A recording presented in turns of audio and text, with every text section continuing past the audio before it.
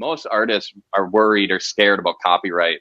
So they won't just take a magazine off the shelves as brand new, rip it up, put it together, put it out and say it's their art. I never gave I liked the element of crime in that. Like I liked, because to me that's concept. That's just concept. Because I, by this point, had learned about artists like Richard Prince and these conceptual artists who a big part of what their practice was taking other imagery. And I love the idea of it. I was always like, if I get in trouble for that, I can turn that trouble into marketing. Like, this is all good stuff.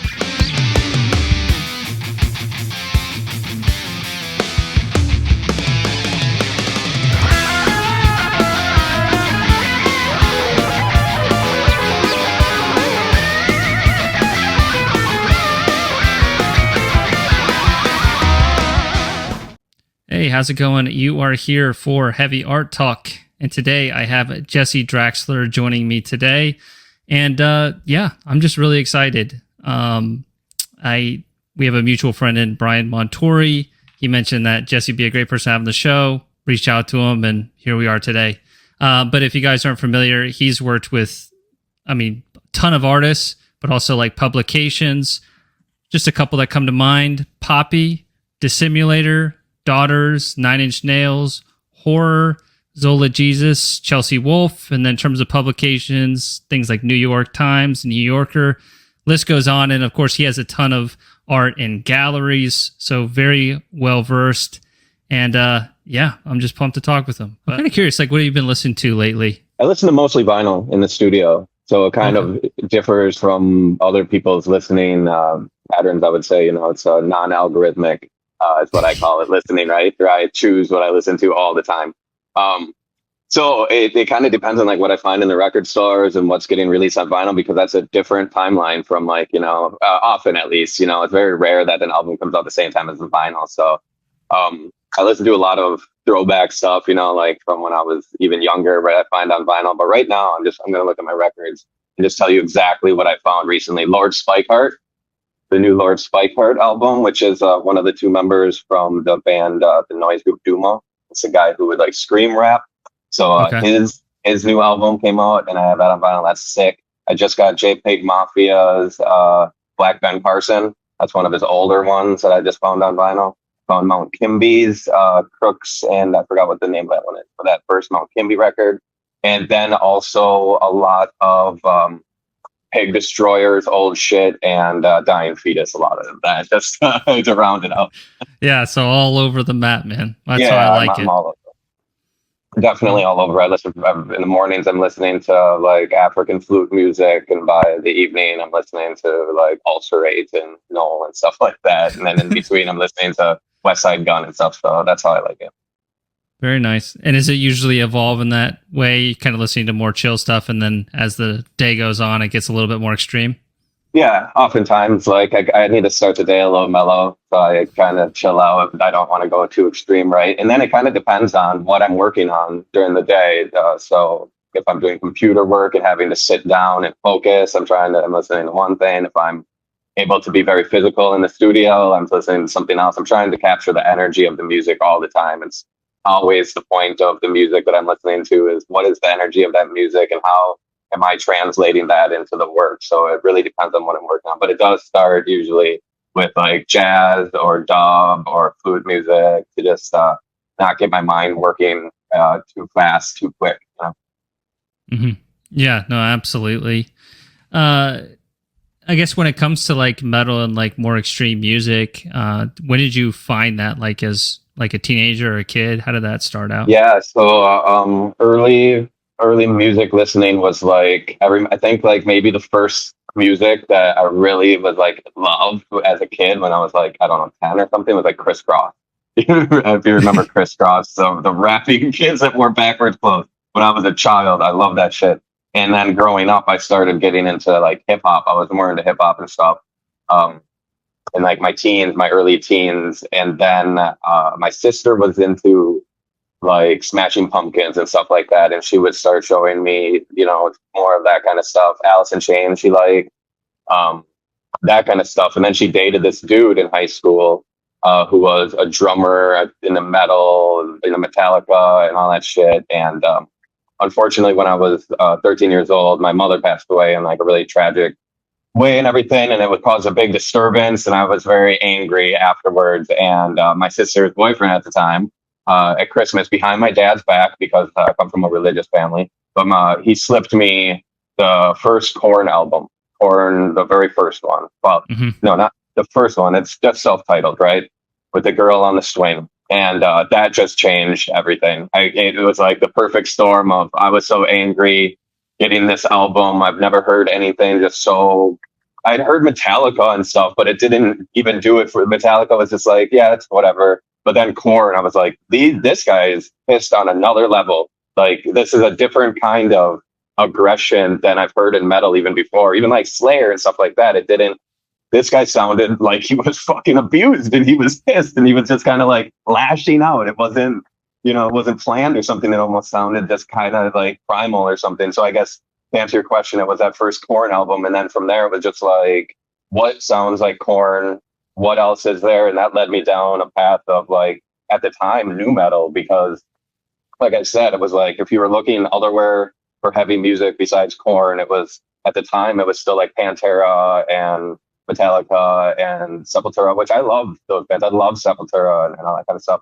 But at the time when I was young, I was like, I want this new, fresh anger. And so it just sent me down kind of a path of a lot of nu metal. And then growing up, like, getting over that phase and finding other things. And then older still, then I got really back into like metal, and then like noise and stuff. And now I'm into just like every kind of as far reaching extreme, just noise music and heavy extreme everything. Like and as time goes by, it's like, how far does it go? How far can I read? I want to know about all of it. That's how. Yeah, no, absolutely, man. I'm with you. Kind of similar progression for me too. I was around like the new metal years, and then from there, it kind of just keeps going. I think for me, it's like really into Slipknot for a while, and then Sure. Morbid Angel. I see that Altars of Madness cover. I'm like, what is this? And then just opens up the doors for Slipknot was a big one for me too. Yeah, 100%, man. What about art then? Like growing up, was it pretty natural for you, or did you kind of get shown the ropes? As a talent, it was natural. So it's like, yeah, I would like. I've always been told, I was talented at art. It's something that came naturally to me. It wasn't something I like had to really want to do and then learn or whatever. It's something that just kind of came out of me. And then over time, it was like, oh, I could do something with this, because it's like literally the only thing I'm good at. So, but yeah, it was just always something that came naturally to me. I was always drawing, sketching, just being creative, and stuff like that. Somewhat encouraged, I guess, just like drawing. It's like before cell phones. So I just always was sitting at a table with a pen and with a pencil and paper. That's what occupied me as a kid. And then growing up, it was encouraged more from a high school art teacher, because I was going through the trauma of my mother dying. I was a very bad student because of all of it, distracted, all of that. So I ended up just being in the art room in high school for like 4 out of 7 hours of the day in my like senior year of high school, because it was just like, we don't know what else to do. Put him in our room. That seems to be where he's cool. And so it was encouraged in that way in high school, but still didn't really do much with it because I was too aimless. But that all being said, what was even weirder to me is that, looking back on it, is that I didn't have access. Even I didn't understand what the art world was when I was a kid. Like, I grew up in a very small town, like less than 1,000 some people when I was going to school there and living there as a kid. And so there wasn't museums. My parents weren't versed in fine arts at all. They both come from like working class families. My dad comes from mechanics and stuff like that, all from the country, that kind of shit. So like, nobody was showing me art. I didn't know that there was like contemporary art. I didn't know existed. Post contemporary art, like I didn't even really watch TV back then. We didn't have TVs, and like I lived in the country. It was a different experience. So when I was growing up, I didn't know I wanted to be an artist. I looked at album covers. I looked at comic books. I looked at magazines, and I said, I want to be in those. I want to do that. I want to make the visuals for that. I want to do the album cover for that. And that's what actually sent me down the career path of pursuing art, was that I wanted to do that stuff. And it wasn't until later that I found out, like, there's this whole world of like madness.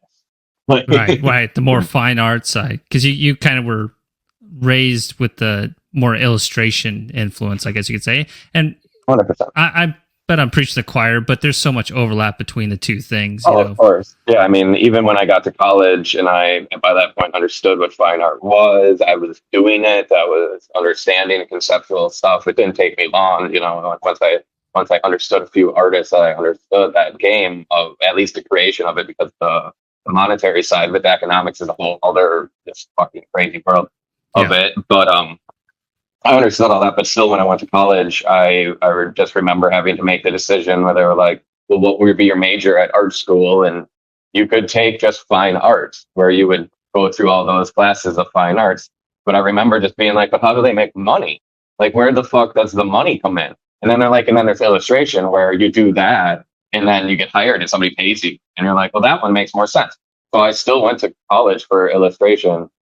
That was what my major was in illustration, was illustration still. So I mean, I guess that kind of prophecy fulfilled itself in that way.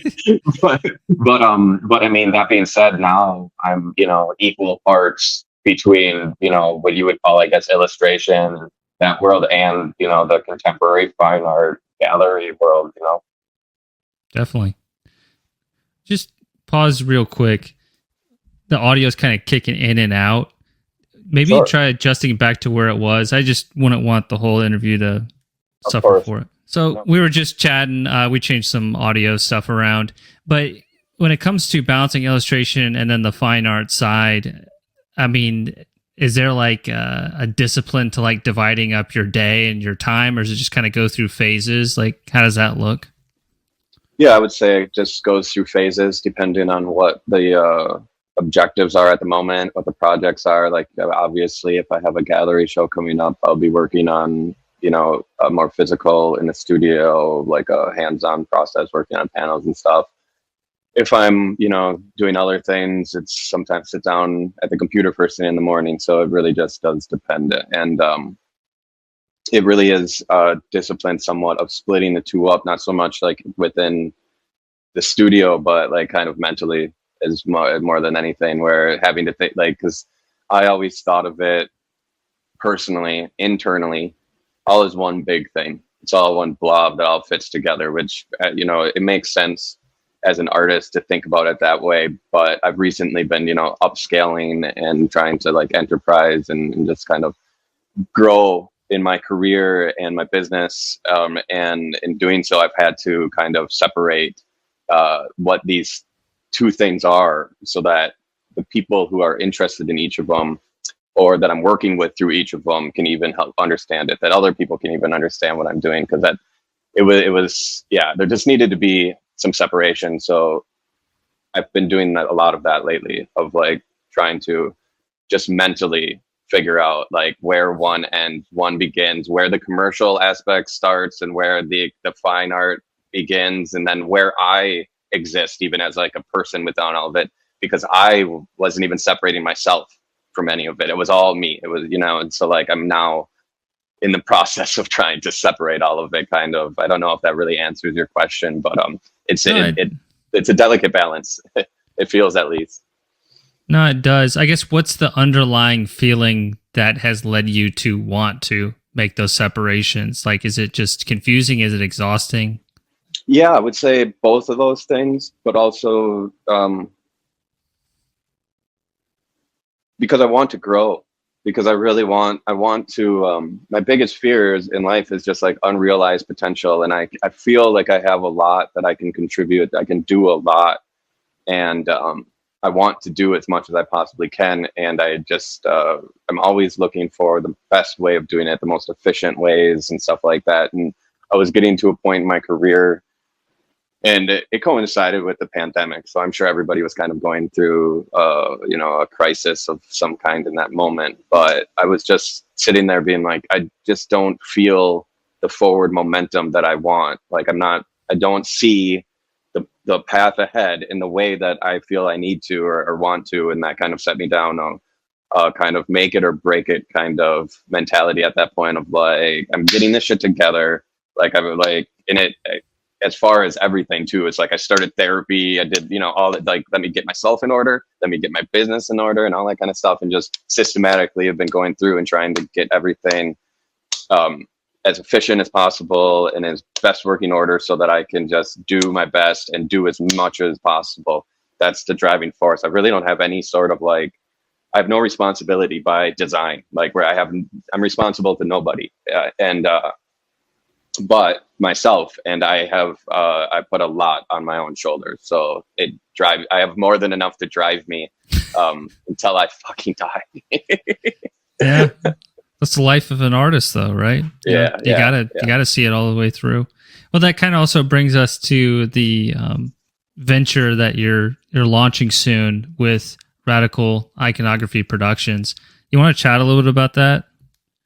Sure. Yeah. Radical Iconography Productions is basically I don't love the word commercial, but it is what it is. It's a commercial side of my business now. So like if you were to take the fine art side out of what I do, you would be left with what is considered RIP now, but also RIP will contain a record label and an IP development lab in which other bands and artists, we can work with other bands and artists through those channels with the intention, hence I said IP development lab, is kind of paying attention to those details in the music scene that the record labels often look over or kind of breeze by, like those artistic details that sometimes the bands will be excited about, but the record labels don't see any financial gain in, and yada yada.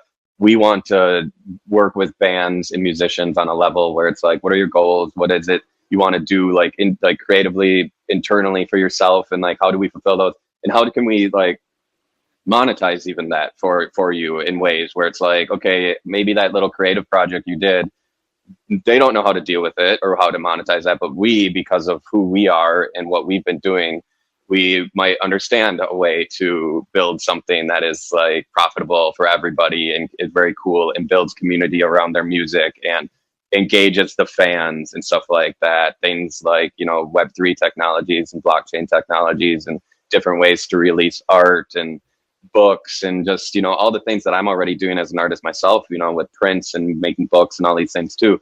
So it's kind of just an expansion of all that and wanting to work with musicians still as much as I have been already, but kind of on a different level where I really got over the dynamic of just like, hey, will you do our album cover? Cool, do it. And then, okay, here you go. Here's the album cover. And then they just run with it and you don't know what's happening, where it's going, what's going on or whatever.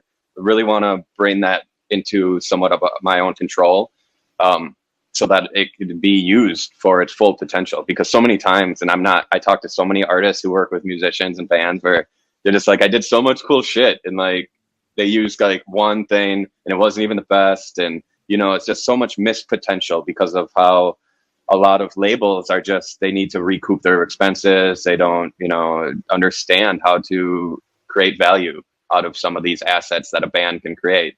And so I really am excited to work with bands on that level of just like, let's do really cool shit. Like, let's go back to, I remember that, like, you probably came up at the same time. Street teams were still a big deal when I was growing up. And I thought that was the coolest, man. Like, I was part of street teams. Like, I would get boxes of shit, like free CDs, the demos, the stickers, and this and that and everything. And it was like, you would go to the shows and you would pass it out to people and you would meet those people and blah, blah, blah. And there's a real opportunity for that still. I feel like that's been lost a lot over the years through the different ways that music has been distributed. And it's changed and morphed, and it's becoming very digital now. And I want to really explore what is now possible, because it seems like people are starting to explore it more, like the physical side, the artistic side of the music. Just more recently, it's becoming highlighted once again, I feel like. So anyways, that's a long-winded answer, but basically it's like a, record label, IP development studio with me as the creative director. Yeah. I mean, there's a couple things to touch on there. A lot of the experience that you have, I mean, it is uncommon for people who are running record labels to also have. So you're kind of filling a void and sharing the things you've learned to push all types of music forward. But if you happen to work with any metal bands, I'm sure that would push that genre forward in a way that there really isn't being tapped into right now. At least that's how I see it from what you're saying. Yeah, I agree 100%. And definitely, I want to work with everybody, you know, like, the idea to start this label came, between me and my business partners. I have these business partners in Switzerland, and I was spending time with them last year, and we were just sitting by a lake drinking some cocktails and talking about what we can do with music and stuff, you know, because we're both huge music fans, and obviously it's a big part of what I do. And we were just shooting out ideas, spitballing, bullshitting, and we had this idea to do reissues, like, of existing albums, because it was like, I don't want to just be hired to do album covers, blah, blah, blah. And he was like, well, why don't you just do album covers for music you already like? And I'm like, I don't like doing fan art. You know, I don't want to just make a fan cover of an album. You know, that's kind of lame or whatever. And he's like, but no, what if we actually do it for real and we get the licensing to the album, and it's like a Criterion collection type thing. And this is kind of how this idea started. And so we actually have a whole first series of that we're working towards. We're speaking with record labels already. I don't want to say which ones yet, but we're speaking with major record labels about doing these reissues. And just to answer your question, because you said metal or whatever, definitely metal, but some of the albums that I was concepting doing covers for was like Slipknot, Slayer, Sepultura, but then like Pusha T, Kendrick Lamar, Lana Del Rey, like, so it was all over the board. Well, I think that's what's cool too, man, is like, you know, a lot of people kind of stay within a genre, but you've served like, I mean, big pop, hip hop, you know, every genre basically you've covered, and not just like, and look, I'm not trying to toot your horn, but like Lana Del Rey, Kendrick Lamar, I mean, these are titans of that genre. So it's just cool, man. Humbled by it. I find it really important. I push myself to find those things, or not even find it, but to like look into things that not even for some reason, but they have cultural significance. They've reached a point that I see what this is, even if it's not meant for me or whatever. And at that point, I'm like, I have to understand that, because I'm part of this cultural lexicon. I'm trying to speak a language that these people all understand, and I need all of the vocabulary. And I feel like a lot of the vocabulary might be in these places that might not be meant for me, that might not look it's for me, but because of the cultural significance, I'll force myself. I'll go buy that record. I'll go sit down and listen to that, whatever it is that's so popular right now for whatever reason. I do that with books. I do that with movies. I do it with music, specifically with music. I buy K-pop. Like, I bought a K-pop CD the other day because I was like, why? Like, Murakami did the cover, and Pharrell was part of it in some way. And I'm like, I got like, what the fuck is this? And I just picked it up, and you know, so anyways, like, it's really important to me to constantly push my boundaries, even to myself, like, even to the things where I'm like, I don't want to fuck with that. It's just like, check it out. And I've been so surprised. I mean, it's been such a fulfilling experience ever since I started doing that, finding like Lana Del Rey, for example, was a great one where I was like, this album fucking rips. Like, I would never usually have picked this up before. I did an illustration of Lord for the New York Times. Oh, and nice. When I did it, it was right around that time that I forgot the name of the album, but instead of just listening to it or anything, I'd never listened to Lord. If you were like, what's she sound like? I would be, I don't know, a girl, like, and I just walked on the record store, picked up her most recent album, put it on, and started working. And by the end of that project, I was like, Lord is awesome, you know. So it's fulfilling as hell. Yeah, no, and I agree too, man. And I mean, I listened to Lana Del Rey, Kendrick Lamar. I'm with you on all that stuff. Although my bread and butter's still metal.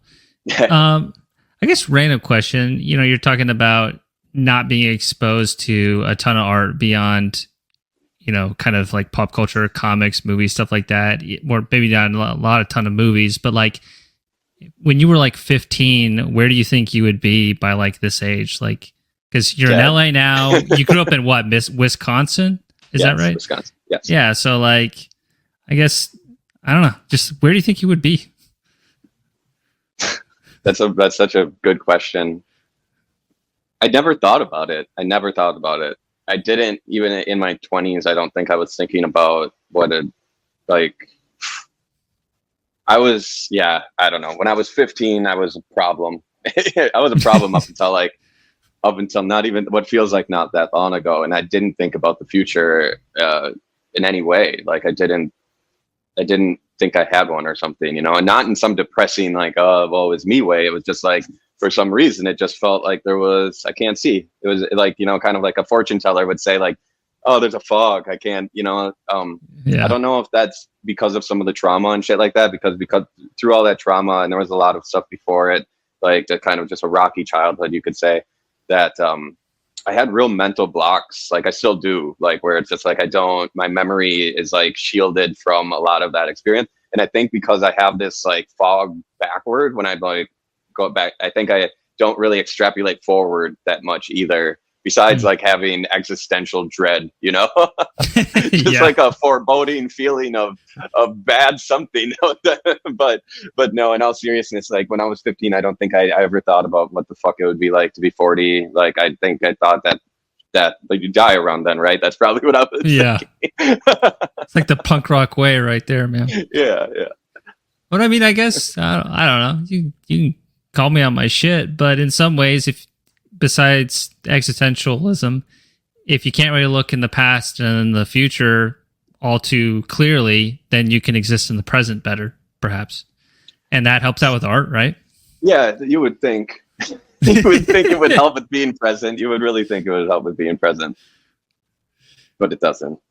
I still have a problem with being present. I do think it did help with like the art though, or like it kind of helps with the art of having there's a lot of inspiration just in my own psyche because of those kind of weird tics or whatever, and traumas, as you would call them. But I don't use that word that much anymore. I don't look at it as these black marks anymore. They're just like these things that happen that developed in these ways or whatever. So I find like my own neurosis quite interesting, which is incredibly narcissistic, but still it's like, everybody's their own laboratory, you know, right? And I just like, I always feel like there's science experiments to be done, you know? And that's what my art is, I feel like, you know? So it's like, there's a lot of inspiration in those places.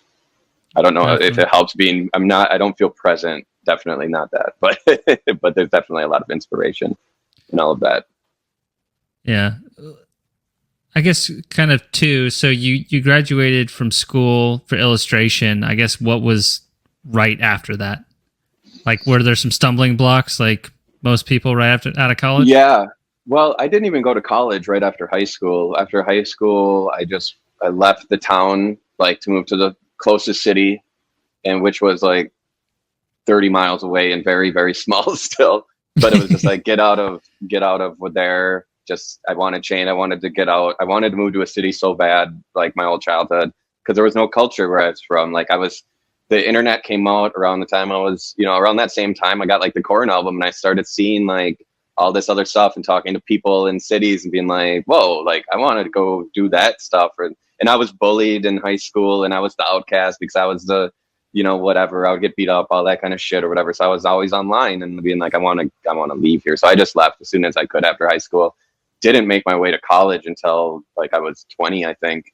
So I took like 2 years or so and just drifted. I remember I collected unemployment for a while, lived in an apartment that was basically just like the pivot place for like weed dealers in all of Appleton, Wisconsin, just, you know, that kind of shit. And then finally started college when I was like 20 in Minnesota, because I just moved with a friend who was like, I was living in a place called Door County, and it was only summer jobs that we had. And this friend of mine was going to a place called Music Tech, which is in St. Paul, to go to college for music shit. And he's like, I don't know, you want to come and be my roommate? And I was like, sure, fuck it. And I just went out to St. Paul. I was living in downtown St. Paul and not doing anything.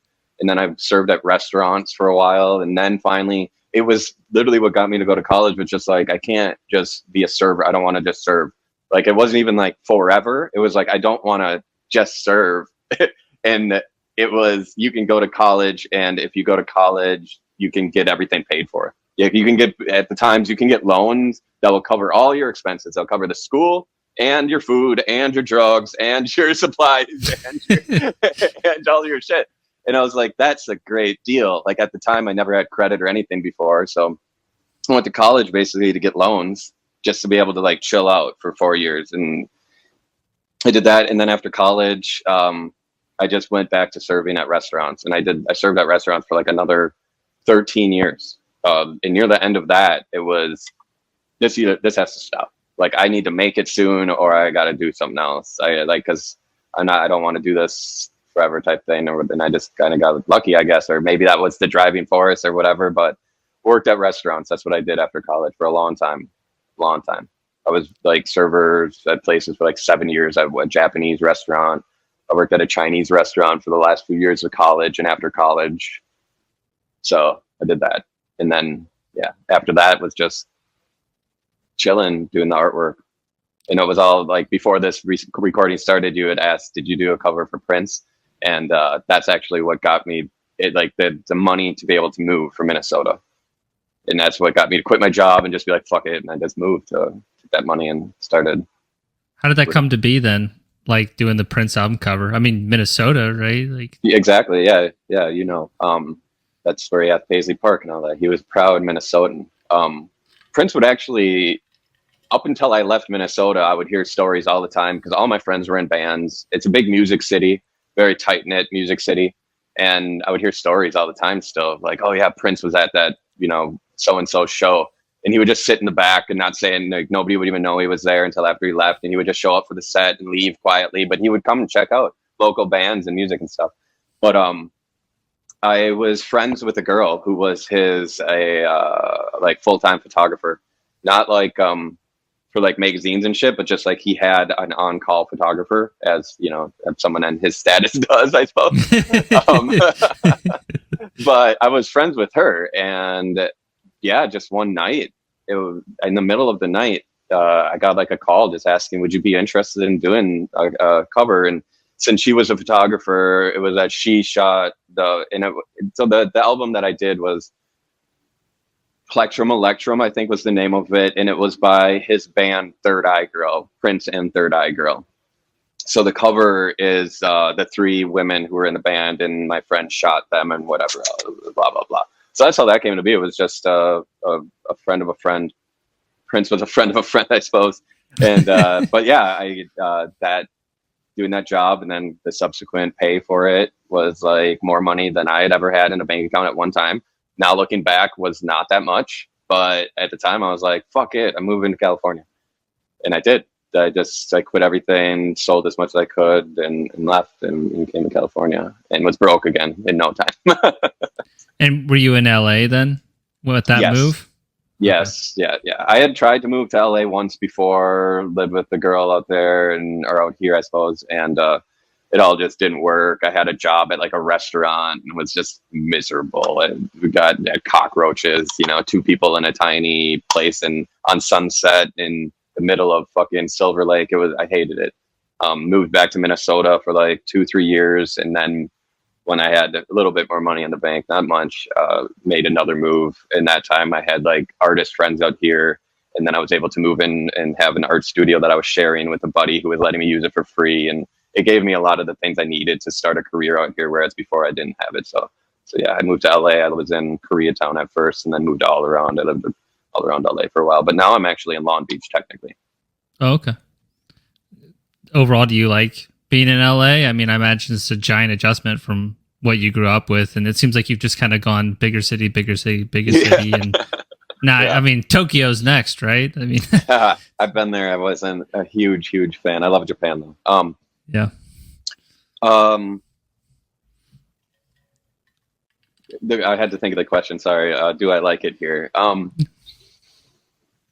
like the opportunity, you know, and I like that it feels that you're at a hub that's connected to the world. And I guess that's why I came here. When I was in Minnesota, I can't say that it was some sort of like very well thought out, systematically planned thing of like, where should I go, LA or New York? But that definitely was what's in mind of like, when you're an artist that's getting to a certain point in Minnesota, I was outgrowing the city very much. Like I had pretty much shown everywhere I could, had, you know, kind of taken all the opportunities I could, except Minnesota, Minneapolis specifically, huge for writing grants in the arts. Like huge grant city. That's not my fucking shit. I wasn't about to start writing grants.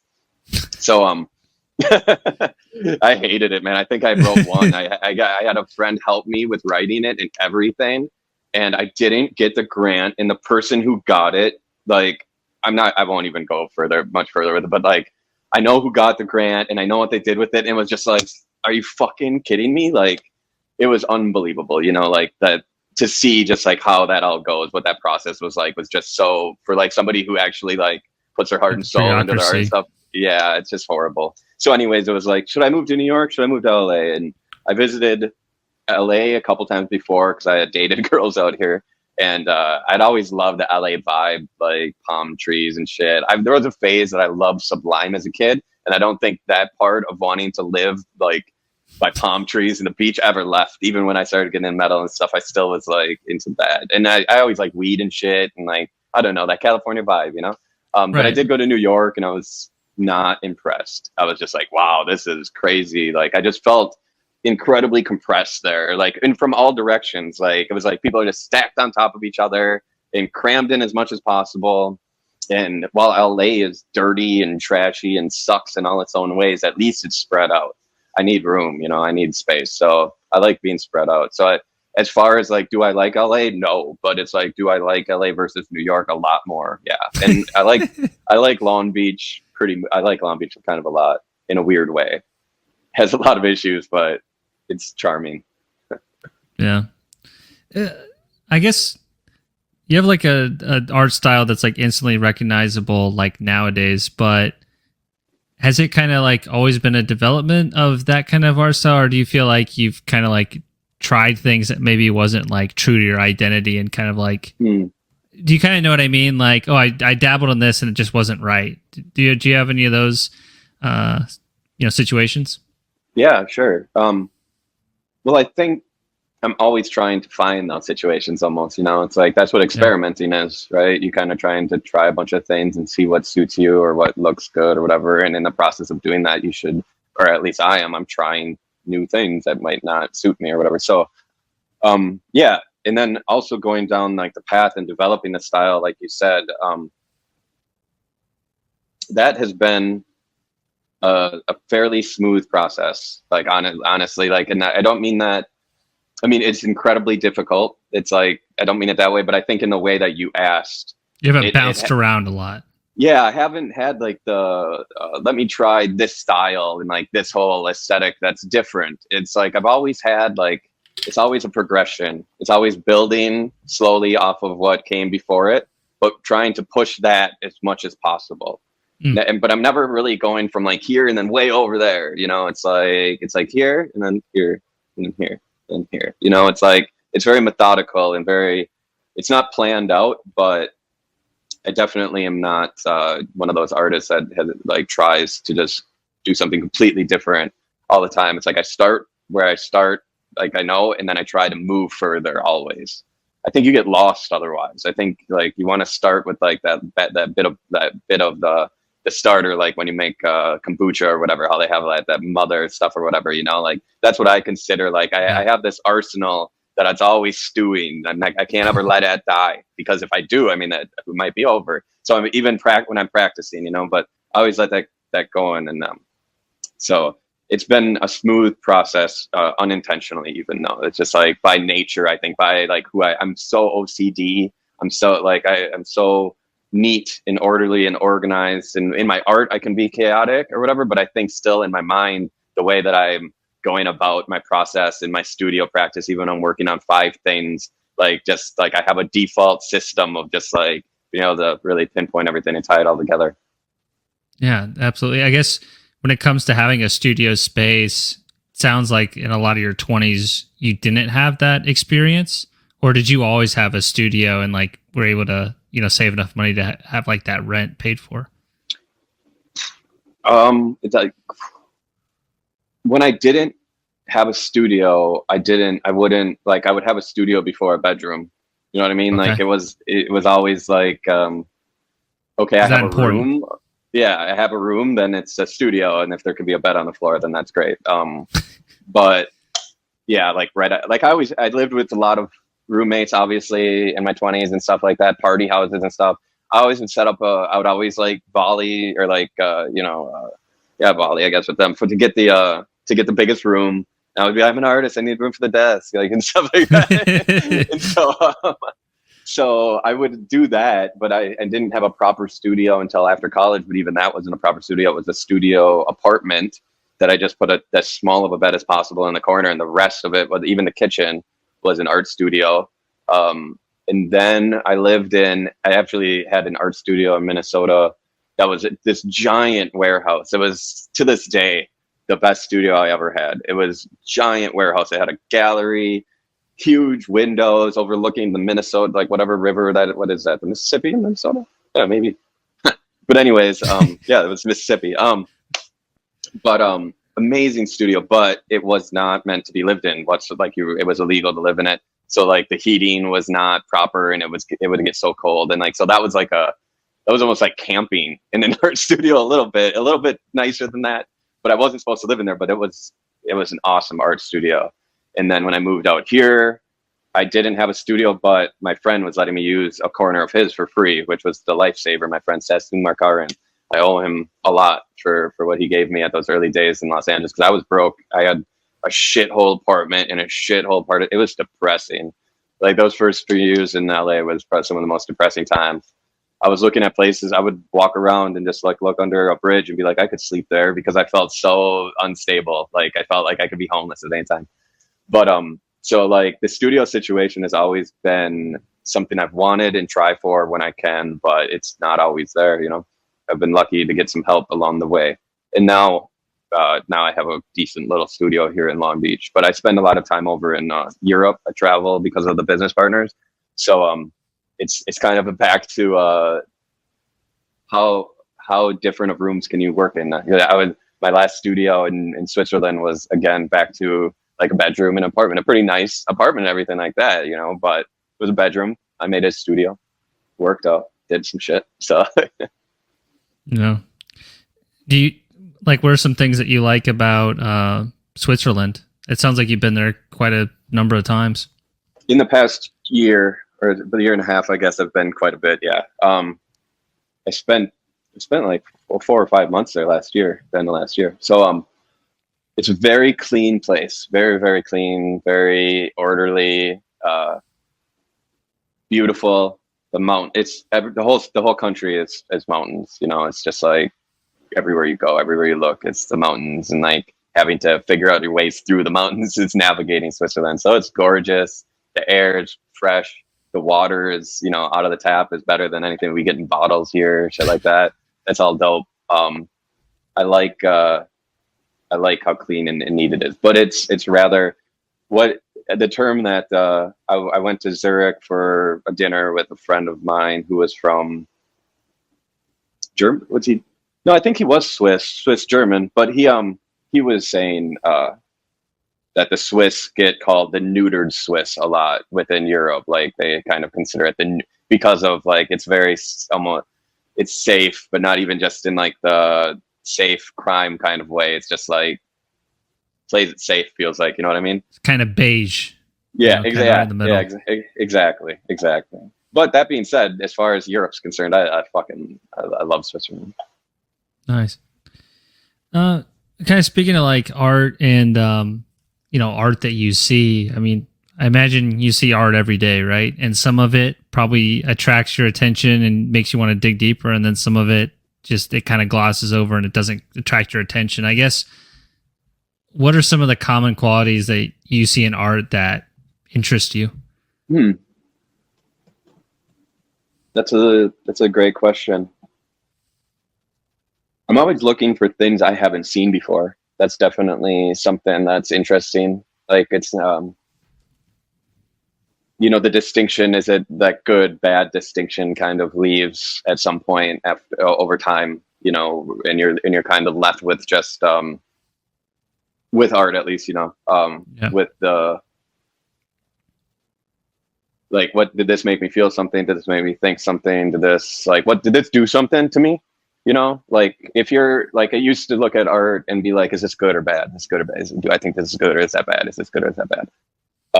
And now I don't care. It's more just like, when I looked at that, did something happen? Like, even if it was disgust, even if it was something else, you know, that's how you.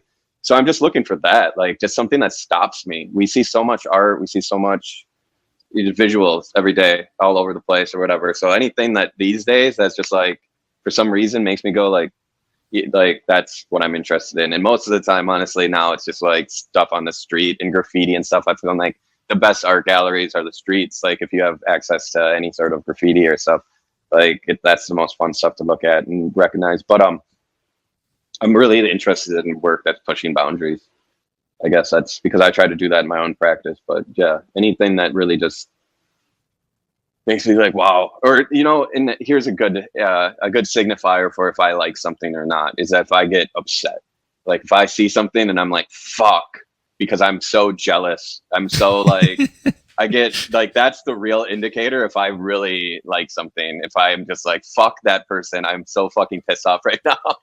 That's how I know something's really good. Yeah, that's fair. I guess would you say it's the same for music then too? You know, you're talking about like some pretty avant-garde like noise artists and stuff like that. Like you want stuff that's pushing the boundaries in that. Yeah, I mean that's even harder. That's even harder for me to say whether or not it's good or not because I'm not a musician. So I've actually not like stayed away from using that distinction completely of like, I don't know what's good music or bad music. I know what I like. I think I have a pretty good taste too. I've always been really good at once I get to know somebody, being able to recommend music to them, like to almost an annoying extent, like personal people have told DJ me before. Yeah, like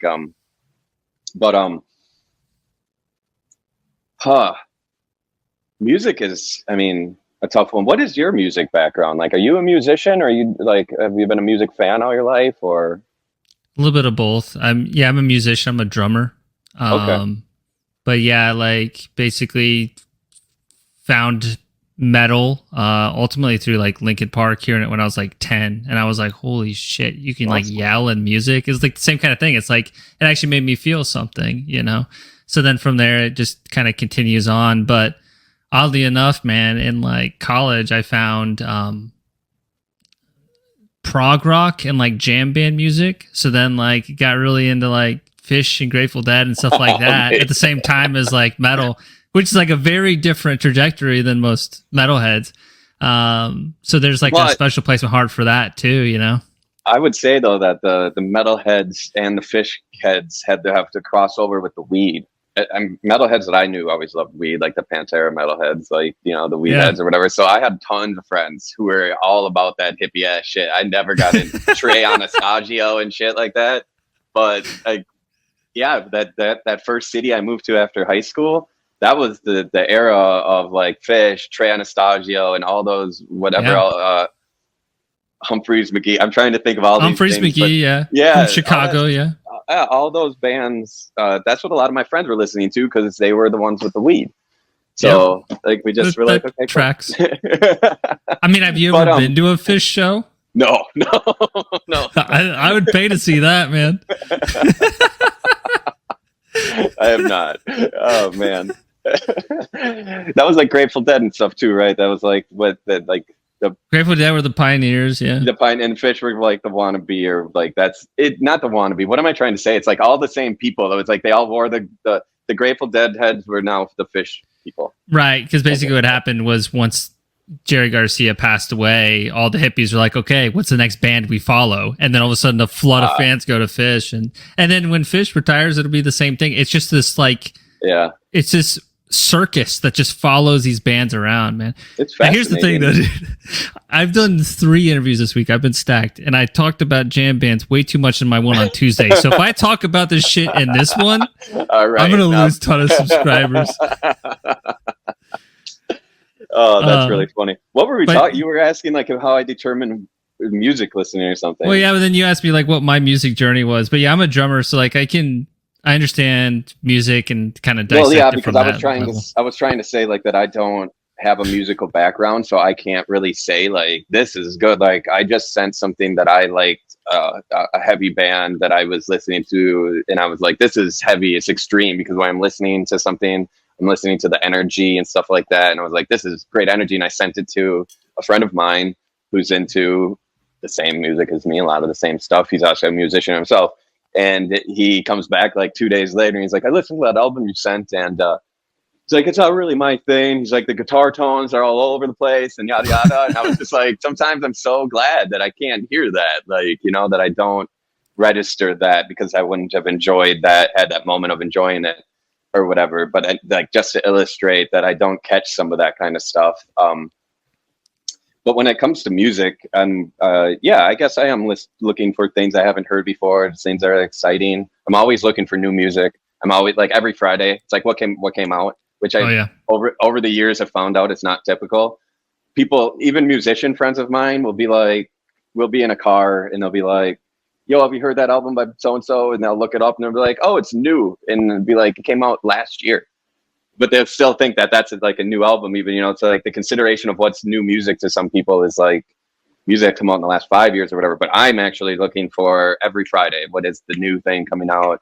I go to the record stores every Friday. I go to record stores multiple times a week, because that's kind of like gallery. It's like going to a gallery to me, but also it's like a therapy of ways. It's just like, it's what I do to like just kind of, you know, not think and stuff. So I'm always looking for music. It's just a constant search for more different, what haven't I heard, just constantly. I'm the same, searching. Man.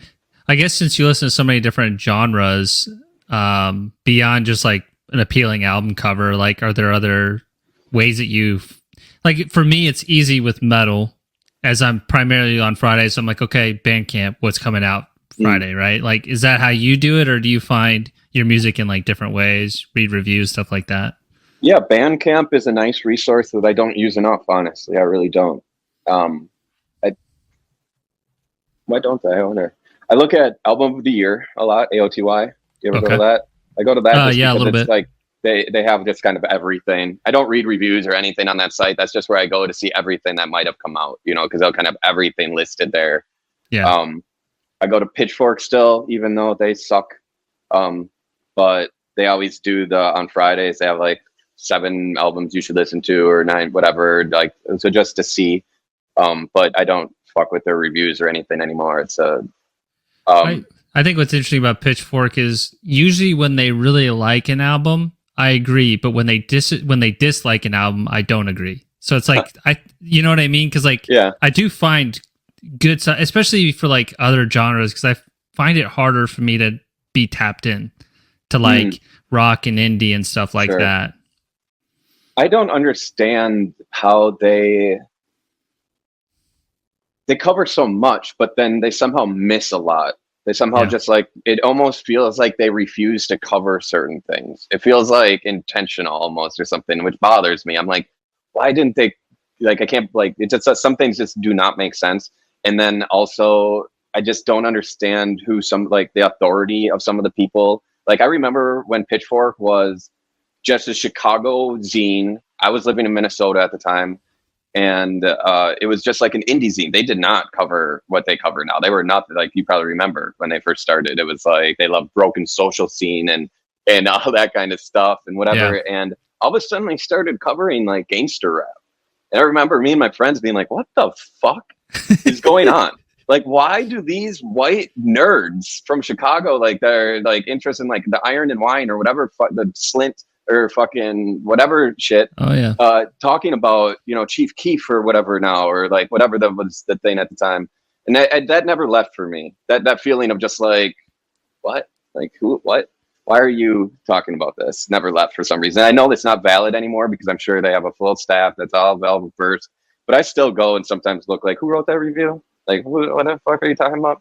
Like, how did you give it? I just had this thought the other day, not to rant on Pitchfork, but I just had this thought the other day, because I went and like read a review that was linked. Sometimes when I'm in the record store, I'll actually like pull up stuff about the record if I am not familiar with it. And a 7.9 or a 7.9 review came up. And I just remember thinking, what are the points? Like, how do they figure out, like, I was going to give a 7.8, but not quite an 8, but 7.9? Like, what the fuck? Like, how? Like, that's such a weird Anyways, They give that's so the many problem. metal albums 7.9s too, because they don't want to give it the 8.4 for the best new Crazy. music. They like hold it back, man. Well, the best new music thing doesn't make sense either, because you'll get an album sometimes that's well into the best new music range and it doesn't get best new music. And then sometimes they'll get best new music to something that seems below the range or whatever. So this is what I'm talking about. It's just I can't understand how they're qualifying things. Yeah. We need Well, to then there's understand the better. whole revisionist history thing too, where they're like, "Oh, we gave this a 5, in 2001, but this is a 10 now," and it's like, so you're just admitting you're wrong all the time. It's like, what? Yeah, that's funny.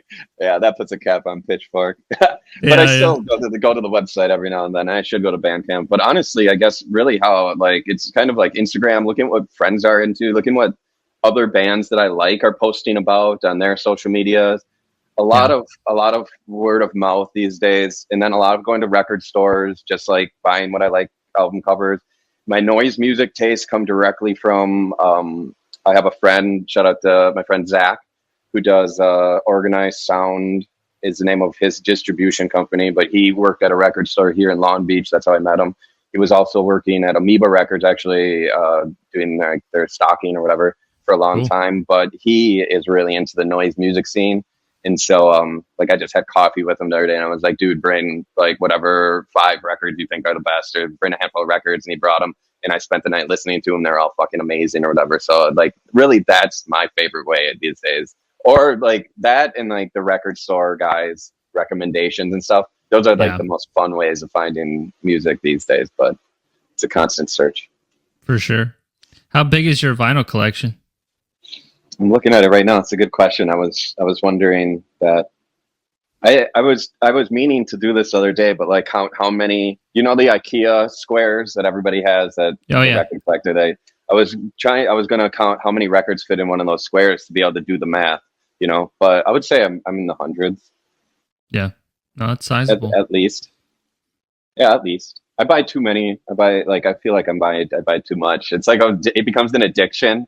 Like sometimes I even feel the addiction instead of like the vinyl collecting part. I feel like you know what I mean? Oh like, yeah, dude. It's a dopamine hit, Like, yeah, I guess I could totally relate because I have a lot of albums that I haven't given them the proper amount of time. You know what I mean? It's like hopefully over time I listen to them enough, but at the end of the day, like I can justify be like, oh, I'm supporting the artist, supporting local stores, and I am. But it is, it's a rush, especially when you find stuff that's like kind of rare. Like even it's just that's it's the just point fun. I'm at. That's the point I'm at now, where it's like it's very difficult for me to find this stuff. Just browsing through the stacks, like I'm going into the stores like to look at what's on the walls and stuff like that, and that's when it gets really dangerous because all of a sudden, for some reason, like $500 for a single vinyl doesn't seem crazy anymore. And you're just like, how did I get here? Like that's crazy, like fucking crazy, Oh man! But like you said, get the dopamine rush of like getting a record for cheap that is worth a lot more. That just happened in Switzerland, in Zurich. There's a great record store in Zurich called 00, where they just have tons and tons of bins, and they never take them out and like up price them or anything like that. So when they go in, they just go in until they're bought. Perfect. And I got some, every time I'm there, I find shit where it's like, I just paid $30 for that. And even on Amazon, that's like, new on Amazon, 150, something like that. And you're just like, damn, that those feelings are definitely priceless. But also too, I mean, I try to sell when I, it's like I get too many, I know I'm not going to listen to that. I try to sell to the record store, get some cash back and do that whole thing, But yeah, I try to listen to all of them. Like as much as possible. I keep like the new ones in a separate place, make sure I spend enough time with them until I put them into the shelves. But I know what you mean, man. You buy more than you can listen to. It's like books. You always buy more books than you read. Oh, 100%, man. Oh, well, we're both feeling a little guilty about that. Maybe me more so, but looking at my list here, I guess, are there like recurring, like talking back with visual art, but are there like recurring mental battles that like you kind of like gotten better at dealing with that just kind of never go away, or what's that like for you? That's a great question. Yeah, definitely. I used to struggle a lot with my practice where I would try to I felt like I had to make stuff all the time. I had to produce constantly. I had to impress myself all the time. Like, and if I didn't, it was depressed. I was upset. It was this endless cycle of frustration. It like, um, even when I wasn't feeling so, like, I've always felt the muse. I guess, yeah, I don't like to use that word, but I've always felt that me as an artist is more of an instrument than an artist that uses instruments to make art. I am the instrument, you know? Yeah. And when you're the instrument, like, it's like sometimes the instrument's not always on, or it's not always flowing, or it's just not always, hitting. And whereas, like, if you were just a painter, like, even no matter what your mood was, no matter what, like, you probably could sit down in front of your painting and work on the brush strokes of the fucking sky for 5 hours, and it wouldn't matter whether or not that you were in a good mood, a terrible mood, or not. You would be able to do that. I can't do that. I can't produce if I'm not feeling the muse, if I'm not feeling this flow and all this. And so that becomes a very big problem. It's a problem, and it's what makes my work so resonant with people. It's surely the reason that people feel my work so deeply, is because it comes from these places.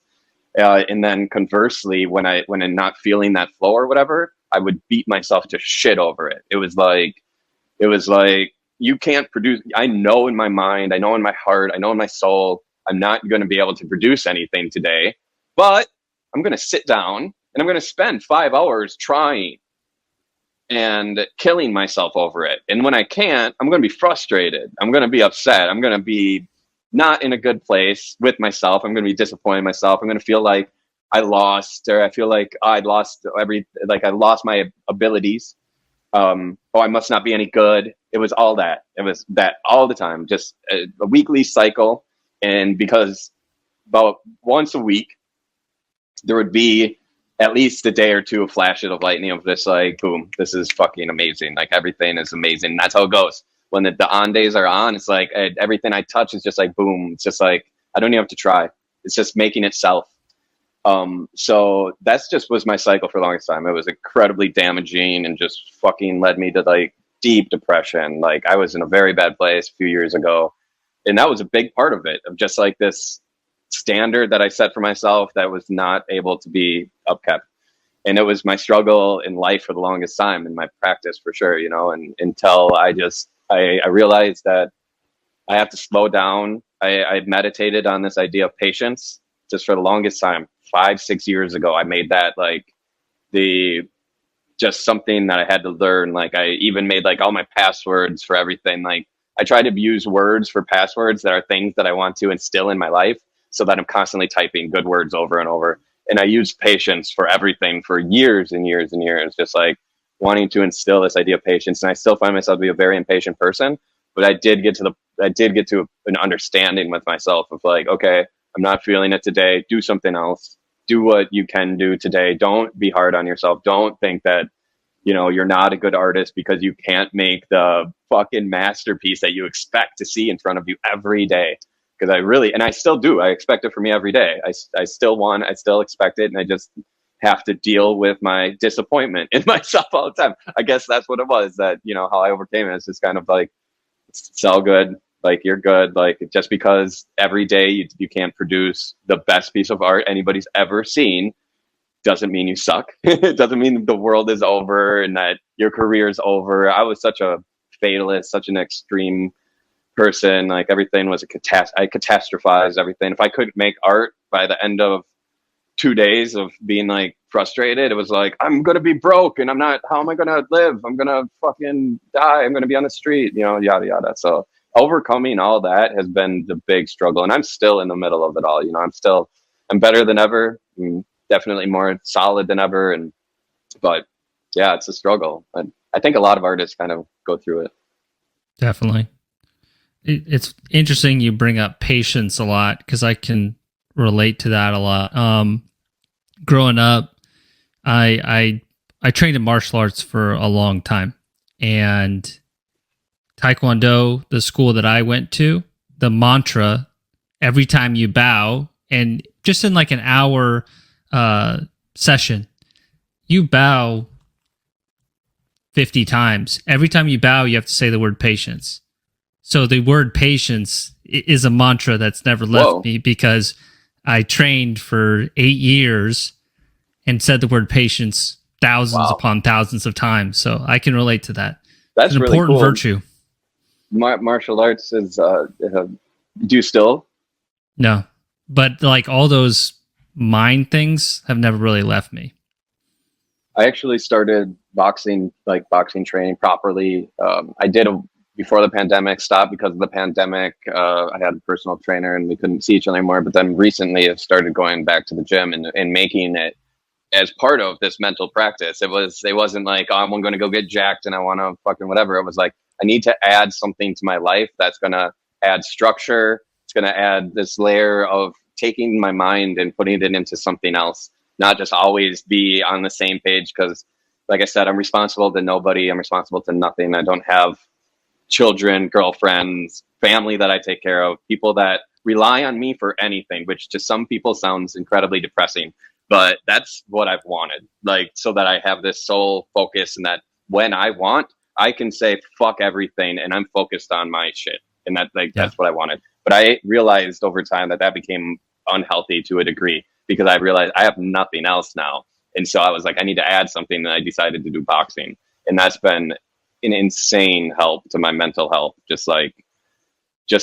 You can't be thinking about other stuff, as you know, from doing martial arts. Like you can't be, bitching in your head about like, why this, why that, why not that, blah, blah, blah. Like if you do, you're going to slip up or something's going to happen or whatever. Just the other day, the coach like would staring me in the eyes, be like, 20 burpees. You were walking from bag to bag like a bitch, or something like that, like eye in the game, like head in the game. You're in fight mode. You cannot just step out of fight mode. And I said, I want that, so. Oh, totally, man. Did you exercise a lot before boxing or was this like a big wake up call for you? No, I mean, no, it wasn't a big wake up call to me, is what I meant. Not just, no, I didn't work out a lot. I've always been somewhat athletic, but not organized. Like in when I was young, I guess I was part of things.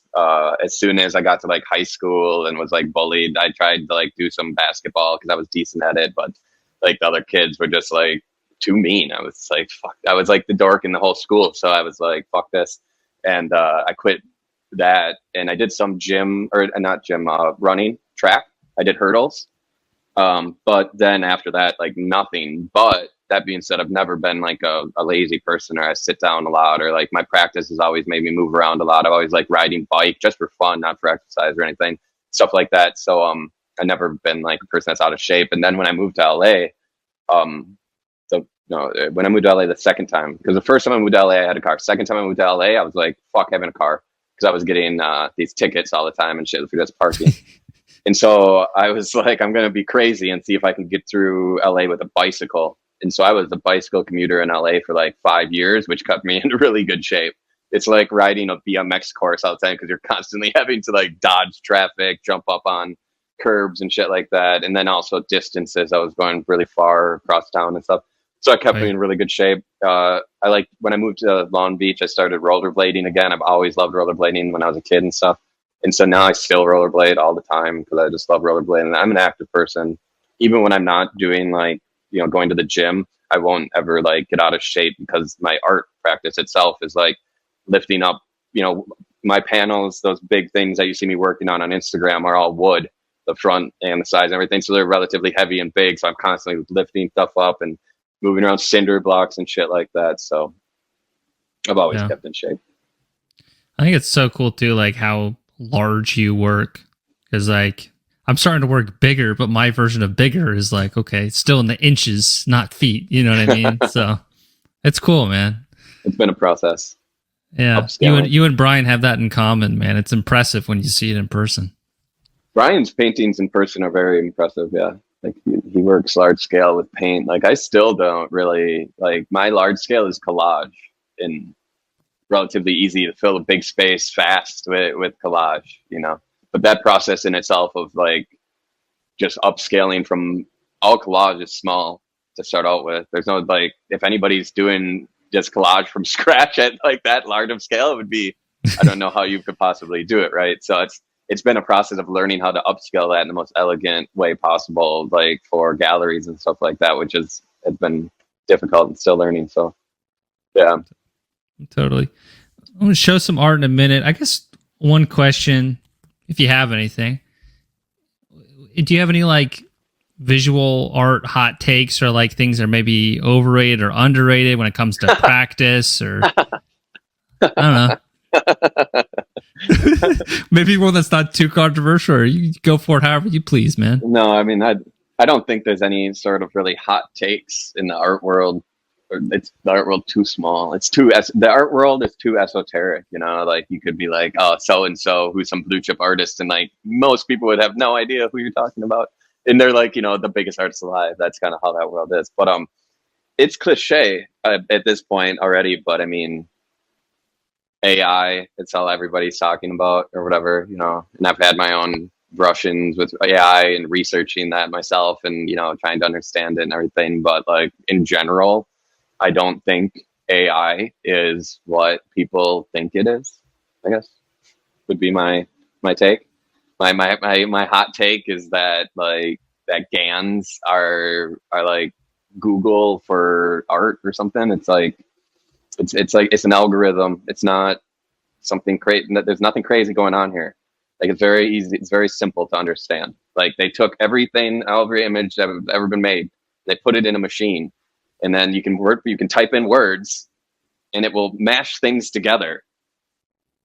Wow. Like I'm not that like, you know, fascinated by it. I'm really not. And I don't see how it does even become something like as a tool in creativity. I can see how it will become very important, but it's just not like these GANs that people think are so cool right now. It's fucking stupid. I pick it out all the time. I see it like as soon as I see it, I'm like, nah. It's not hard for me to recognize. I think it's on its way out to some degree, at least the GAN kind of stuff, because people are going to become so desensitized to it. Right. It creates this like dissonance in people too, where it's like even if you don't notice that it's you don't think consciously that's a GAN or like that's AI, like you probably feel it. You probably are sensing that in some way or whatever. But I picked it. I don't think that it's I don't think it's as cool as what people think. What was really interesting, I guess maybe interesting, I don't know. But like, so 2021 was like the NFT boom. Right. You know?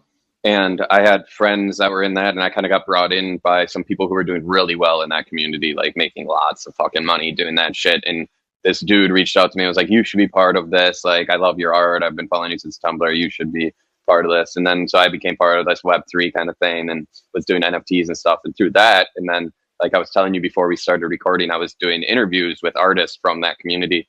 And through all that, I got to understand and know a lot of AI artists, understand some of the technologies as they were being developed and coming out and stuff like that. And then see the progression of like when Midjourney was first available to people. And then as it progressed, Midjourney 2, 3, blah, blah, blah. I don't even know how they qualify it. But, within the community still, I will talk to some people and I'll be like, yo, I loved what those early Midjourney outputs look like now compared to like what the Midjourney outputs now look like. And they'll be like, yeah, like, excuse me, sorry. They'll be like, yeah, like that's kind of a general consensus among a lot of AI artists is that it's like there's something almost nostalgic about just a few years ago what that aesthetic was. Because like but it goes to exactly what you're saying is that it doesn't seem that it's evolving anymore, like getting better. It seems like it's just changing. It's just like the edges are now more fuzzy around and the colors are more vibrant, but like the quality of the image isn't getting any better. It's just getting stranger almost or something. It's like for the longest time it couldn't do hands, remember? Like it was like you just couldn't conceive of that for some reason, but now it's kind of better with hands, and it's like these are not, but it's not that cool. It's just not. The GAN stuff isn't. I think maybe if you can just use it on your own and program your own GAN, feed it your own images, make it your own art assistant or something. There's value maybe in those kind of things. But what I was more fascinated with at the beginning of AI was, at least AI imagery, was how is it stitching the images together? Nobody was asking this question. I couldn't find anybody that was talking about. Everybody was like, what is being fed to the GAN? As in, what is the content? What images? Where are the images coming from? who's making them, yada yada. Those were all the topics of like the ethical side of these GANs, like where the image is coming from. Is this copyright to take these and blah blah blah. But nobody was talking about like what's that really happening about, like how is this? Because to me that was super fascinating, because I saw what a GAN was doing as the same thing that I've been doing forever, where I've been taking disparate images and putting them together. That's what a GAN's doing. It's collage. Let's not fuck around with it, right? It's collaging images. So I was fascinated. How is it doing that? Like, how is it, okay, it's pulling bits from here and from here, but how is it bringing them together? And I was so curious because I've always noticed like it's fudgy edges and stuff. And to me, that always looked like when you take the healing brush in Photoshop, you would get those kind of fuzzy edges. So I was starting to think in my mind of like, what's going on? Like, how is it trying to blend these images? And I finally got around to finding an article that was talking about how it started with a model that was more similar to what you would consider classical collage. And now the models are evolved to like a gas model, how particulates of gas in a gas cloud would interact with another glass cloud. And if you look at AI imagery under like just even hearing that, you'll kind of understand now what it's doing. It's, you know, blending those together. That's what the fuzzy edges is, that it's using gaseous, what would you call it? Like systems in play to put those images together. And I can't exactly remember why I went down this whole thing, but it's just that understanding all those mechanics and everything, it just isn't as fascinating to me, because I think a lot of people, when they think AI and they see an AI image or whatever, they think what's happening is that you're literally telling some sort of entity that you want to see something, and then it's creating it for you. It's just creating it out of thin air, and it's not at all. Like, it's a bunch of images are going into a thing, then there's an algorithm and a system in place that's the same as something that you might be able to do in Photoshop yourself if you like highlight a part of this image and overlay it on here and blah, blah, blah. It's not creating something that's just this mystical out of thin air thing. And I think through that, I just got to this point now where it's like, I see AI doing, I'm just like, it's so weak. It's so lazy. It's so just, it's nothing, you know, it's just, it's not a thing to me. No, and I think it's cool too that you have studied it with the different generations and seen how it's evolved. And even if you don't like it, and I don't like it either, you come from a place of curiosity and trying to understand it. So like, well, I really wanted, cool. I saw it at first and was like, I was excited. I was like, I cannot wait to figure out how to do this. This thing's going to make my art for me. Like, that's what my initial thought was. And it took me then what would you do with all your time? Program that. But no, I was just like, I could come up with all these ideas from this or something. You know, I was thinking I was going to program my own GAN. I was thinking I was going to be able to take all of my art that I've already made, right, and plug it into a GAN and be like, now I can type things, and I wanted to make art like me. This was just my ignorant understanding of AI at the beginning is what I thought this is what AI should do. And I still haven't been able to do that. So, but that's what I wanted to do from the beginning. That was a genuine curiosity because I wanted to use it. Yeah, it wasn't just like hate from the beginning. It was this slow, like, disappointments over and over and over and over and over and over until they were here now. You know, it's just like it never lived up to my expectations. Well, I think most people weren't super negative about it at the beginning. If we're being honest, I don't think that was the sentiment of the general artistic public. I think most artists were genuinely curious as well, but yeah, it kind of had a similar trajectory of just kind of seeing it for what it is. Yeah. But yeah, it's a whole rabbit hole. Talking a little bit about your work, to whatever degree you're comfortable. I mean, naturally, like, I'm interested in like the stories behind not just like the technical aspects of creating the work, but just like, did you interact with this artist? You know what I mean? Yeah, let's go.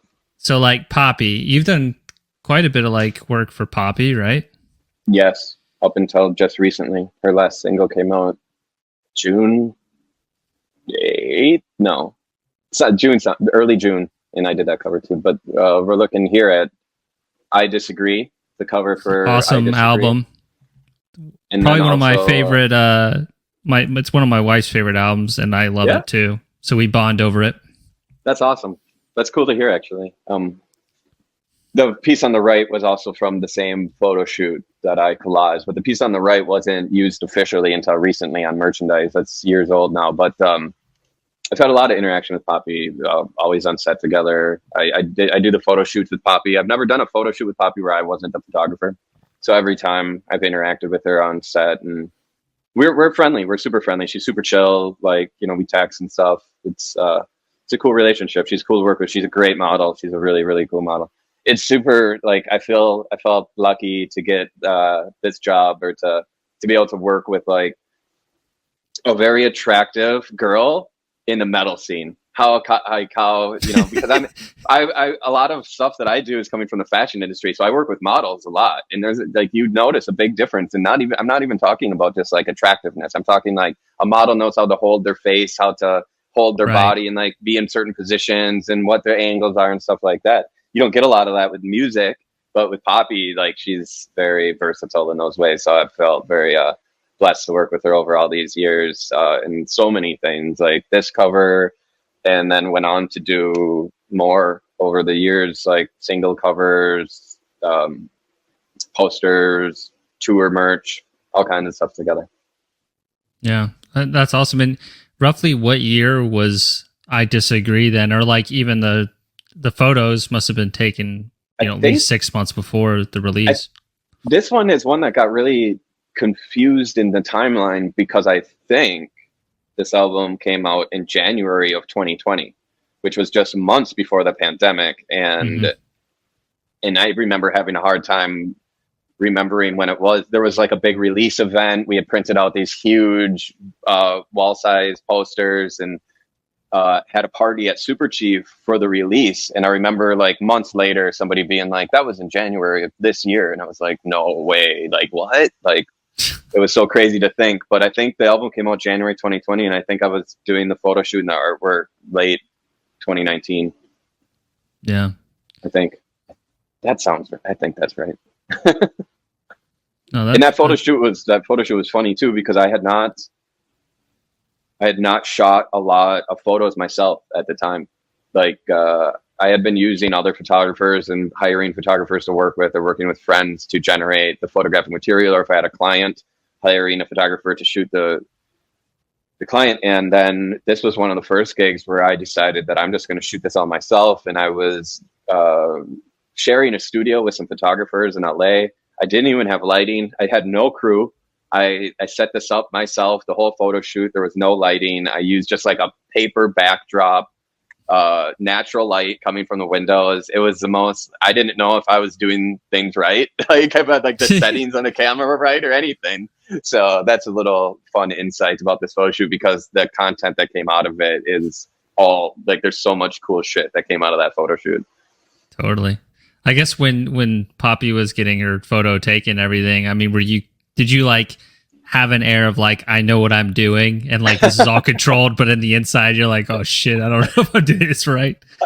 No, that's a good question. That's a funny question. I don't know. Like, I think I kind of always seem like I have no idea what I'm doing. But when I do a photo shoot, I am super fast, and I talk to the people a lot. Like, I just have a conversation.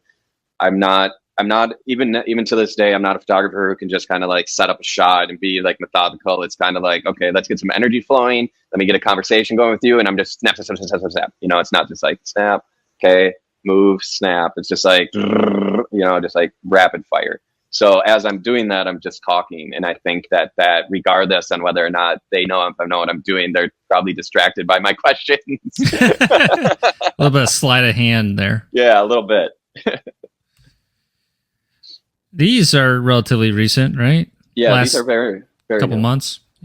Yeah, these are very new. These were actually some collages that I was doing when we were playing with that concept that I talked about earlier at the beginning of RIP, Radical Iconography Productions, where I was reimagining covers for albums that to me were a classic in my history, my lexicon.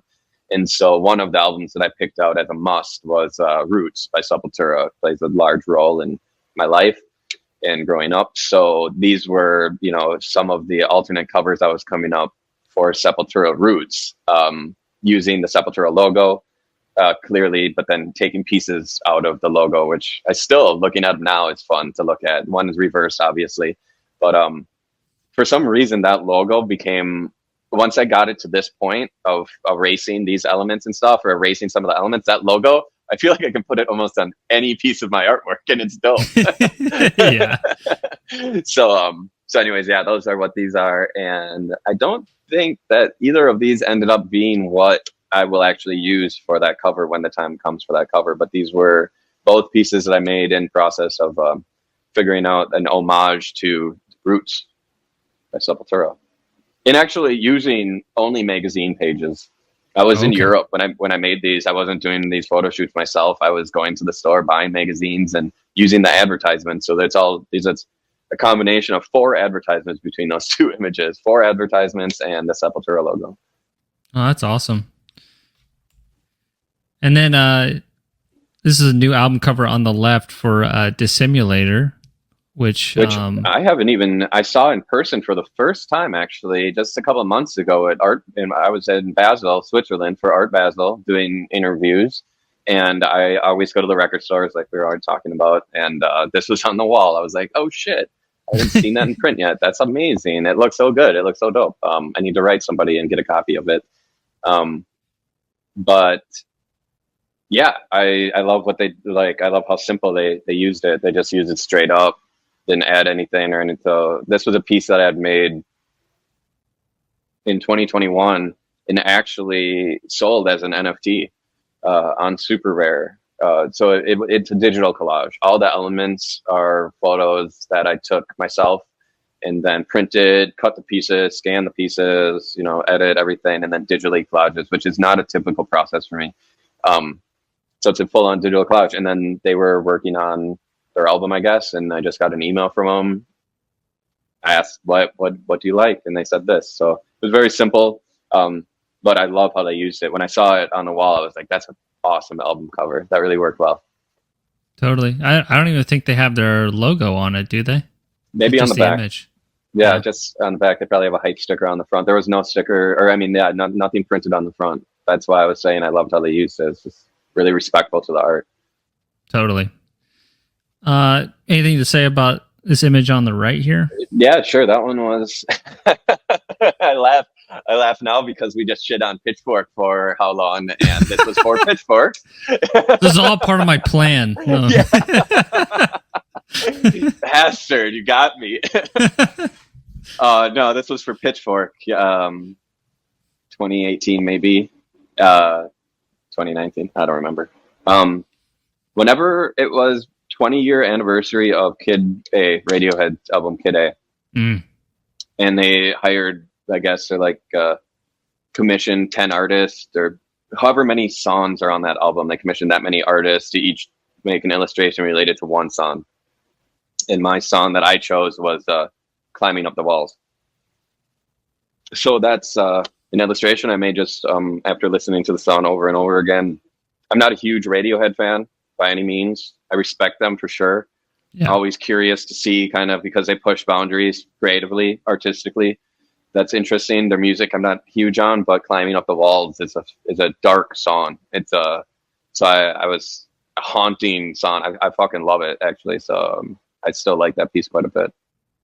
Yeah, for sure. And I think with Radiohead, man, there's so many interesting rhythmic choices, and the drummer of Radiohead is one of the best.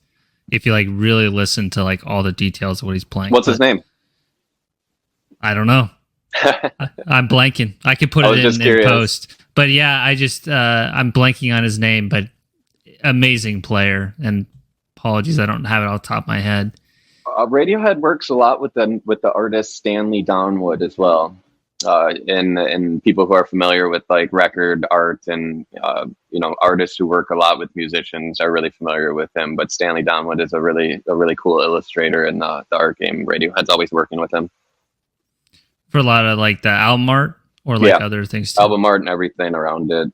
Yeah, Philip it's just cool. They got really is the drummer, by the way. Say it again. Philip Selway. I think he might have some solo stuff too. Yeah, amazing player. I think too. I don't have the melody or the song in my head right now, but I like how I think for myself and many artists, like sometimes it's just like a trap to kind of go for like the literal thing. So like you're talking about, what was it? Climbing Up the Walls. Was that the name of the song? There's no climbing on this at all. You know what I mean? And like, Yeah. sometimes a literal approach is good, but I often find sometimes I want to over time get a little bit more abstract with, things. That's not Absolutely. natural for me. Yeah. I was happy with how this turned out, but I like almost conversely to what you're saying. It's like I almost should be a little bit more literal sometimes, because I always have kind of always go to these go-tos of representing what I'm trying to represent through these icons that I kind of always go to, and I don't feel trapped by them. Maybe I had felt trapped by them, but like I'm always going to some things. I'm never really literal ever with anything. Maybe I should try a little bit more. But Climbing Up the Walls, when I had known the song for sure because it's one of the more eerie Radiohead songs, but when I really listened to it, I was like, the song is really demented, almost, like it's kind of like this guy like going crazy, and it's climbing walls in his own mind, kind of like climbing up the walls, like losing his mind. And it was this idea of, I called this piece The Haunting of Yourself by Yourself, and that was what the song kind of represented to me. And I liked that it looked so unlike other Radiohead artwork. It looked more like my stuff than Radiohead, but still clearly represented Radiohead at the same time. I was really, because I know of Radiohead's artists, I didn't want to make something that looked anything like what he would have done. And that's what I was so happy with. It was successful in that. That definitely makes sense. You mentioned earlier that like when you're not feeling it and the muse isn't there, when you create something, it just doesn't click. I was kind of curious, like, let's say we all have like those friends who we can trust to give an unbiased opinion and can be like honest and blunt with us. If you had that person, whoever that is for you, look at that work that you consider a failure, do you think they also would view it that way? Or do you think, like, I'm wondering how much of it is in your head versus the reality? Like, do you just have a bunch of good shit that you just don't like? It's a perfect question. I mean, that's like, I think that's what my business partners, like, who, obviously, like, the Galler side of everything too. I think they wonder that themselves all the time. How much more shit can we sell? Well, because I'm always talking about how much shit I throw away, like how much work of mine I actually ruin, or like how much of my work actually sees the light of day versus like what is actually destroyed. It's like what people see is the tip of the iceberg. Like, I'm filling trash bags, like, so, and as my business partners got to know that more and more, they kind of have this dread of just like, oh my god, like, what is he doing? but that, it's such a good question, because I wouldn't know, and like, I don't know if, I feel like this is now such part of my process that I'm not even interested in finding out the answer to that question, because if I'm throwing it away, that's what's meant to happen with it. And if I keep it, I'm kind of scared of what would happen if I start second guessing my impulse to trash something. Like, I don't know what's going to happen. That sounds crazy, right? Like, it sounds, no, whatever, I actually get it. It might interrupt some flow that I have, because I have this almost I have this visceral disgust for my own work when I don't like it more than anything else. Like, and I can't have it around. I can't see it. I can't even let it dry sometimes when I'm painting, like if I'm doing a painting on something or whatever. I can't, it just, as soon as the motion of the paint is done or whatever I'm doing on it, they crumple it up and I'll just toss it. Like, if I take away these impulses and this saving everything, I don't think my process would be the same. So I think you're right, though. I think there's a big part of, a lot of it is in my head, and to conversely put it to myself of, I said it's always something flowing through me and I'm the instrument or whatever. There's a secondary layer of it where it's like, yes, I'm the instrument, but there's this other instrument of the eye, where the eye has to somehow be working as well as the hand. I have to be able to, exactly like you're saying, recognize when I've done something that's worthwhile and not just be in my head and think it sucks and toss it. So it's another part of it that it does come up oftentimes, where I do save something that I'm not stoked about, or for whatever reason, or hold on to things, or I just won't like things as much. I've saved things, but to me, they're lesser and not as good as my other stuff. And I don't really show it, or I haven't posted on Instagram or whatever. And I'll pull out those books and I'll pull out those works sometimes and show it to people, and they'll be like, oh my God.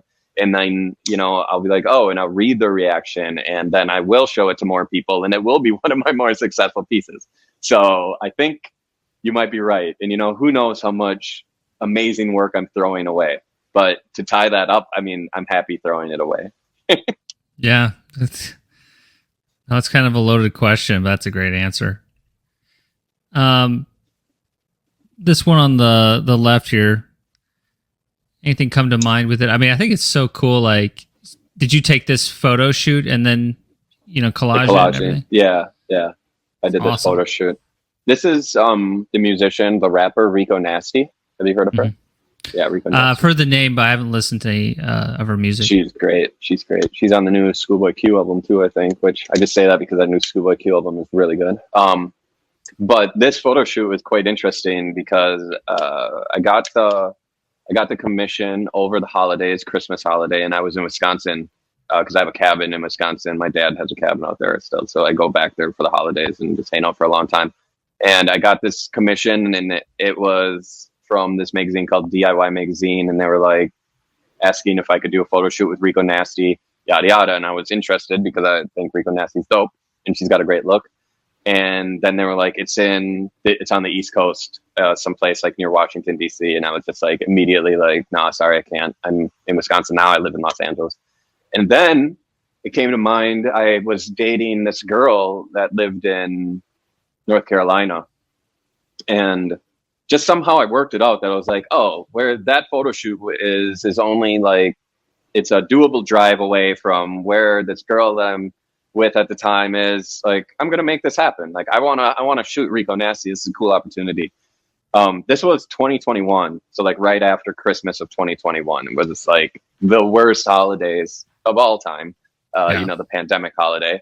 I had a mental breakdown, I know, over that holiday, over all kinds of stuff. But anyways, ended up going out to this girl I was dating's place after I was in Wisconsin so that I could drove to the photo shoot. But the photo shoot takes place the day before the inauguration of Biden. Remember how around that inauguration, there was like the insurrection earlier in the January year. 6th. Yeah. Yeah. So, I mean, so this place the city where we were shooting was like a bridge away from DC. Like, I'm trying to remember what the name, Victoria, or I can't, some weird, whatever. It was right next to it though, but they had shut down all of Washington DC basically for the inauguration because they didn't know it was going to happen. Like, all the bridges going into the city were shut down. You couldn't go to DC. And so there was this incredibly eerie vibe throughout the entire area where I was doing this shoot, and I had to go like rent the photo equipment because I didn't have photo equipment with me. I didn't have any assistants. I didn't have anybody with me. So I go to the photo shoot alone. I go to the photo shoot alone. There's only one person working there because they're on like zero staff because of pandemic. I didn't even know how to use the lighting in the studio, and I had to ask the person working there if they could teach me how to use like a remote trigger for a camera. Like, that's how green I was to shooting at this point. She shows up, Rico Nasty, and I thought that she would have like her wardrobe team, her makeup team, and all these people. She comes, she just has her manager, this one dude, and nobody else. And she does all her own makeup, all her own hair, all her own everything. It's literally me and her on this whole set for this whole shoot. So that's the backstory of how these images came to play. I rented a fisheye just because I'd never even shot with a fisheye lens. And so I was just experimenting. I didn't even know if the lights were working. And this was one where what we were saying earlier definitely came into play, where I talked as much as possible to hide the fact that I was terrified during this shoot because I didn't know if it was working. Like, it's just like, are the photos going to turn out? Like, I had no fucking clue what I was doing. And it was a high profile job. It was for what ended up being the cover of the magazine and everything, working with this celebrity and stuff. I was just so, looking back, I was like so nervous, so out of my element, and just, wild. And now people still tell me that how much they love that shoot still. so funny how those stories of just like the chaos can somehow just produce the best stuff. They like, I had no idea how I was doing. You know? And you pulled it together. When you do these photo shoots for like larger artists, so it's pretty uncommon for it just to be the three of you. Well, how many people normally would be on a shoot like of this stature? Well, that really depends. It depends on how much control I have over the shoot. So if I have control over the shoot, then I say as little as possible. Like no matter who you are, like just bare bones who you need with you on my end. There's not going to be anybody besides myself unless I'm shooting. And when I shoot over in Europe, I have a photo assistant that I work with, and a lot of times even like another assistant with us that's shooting like behind the scenes and stuff like that. But when I'm doing shoots in my studio or I'm renting a studio here in LA and I'm like just doing some art, it's very minimal, and I try to limit even what they can bring, and I try to limit myself to that whole environment, the photo set, because I don't enjoy it. I don't really like being on set. It's boring. There's so much wasted time, so much time people doing makeup and stuff like that.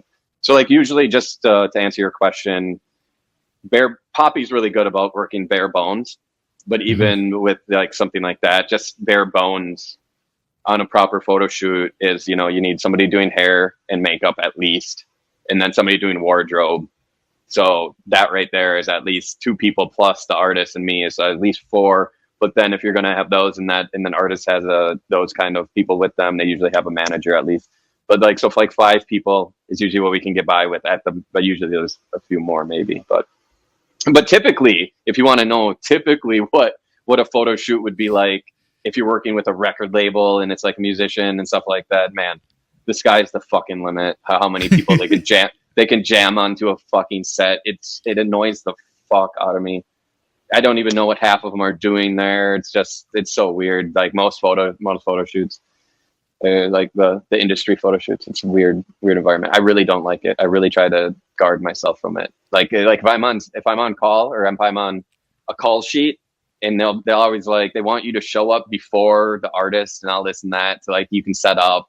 But then when the artist shows up, they have to do hair and makeup yet. So then you're sitting there for like another hour, 2 hours while they're doing that. And I just have gotten to a point of being like, sorry, I'll show up, after the artist does, let me know when you're about ready, be ready. I don't do all this kind of nonsense or whatever, and not to go on and on about this, but Rob Zombie said something really cool about this exact thing. And like I think it was on Joe Rogan where he was being interviewed and asking about movies. They got to all the movies he's done. They're like, you did a big Hollywood movie, Halloween was like a giant production, like part of a huge series, a huge, what would you call that, license brand, And but then after that, he didn't really do more big movies like that, but continued to do lesser indie films. And his straight up answer for the reason for that is he just said, I don't like to make art with a committee. And that resonated deeply with me, where I was like, I feel exactly the same. You get too many people on board there, it just takes all the life out of all of it. There's no more art being done. You cannot make art with a committee. And, you can make other things that are beautiful and stuff like that. But like, it doesn't work for me.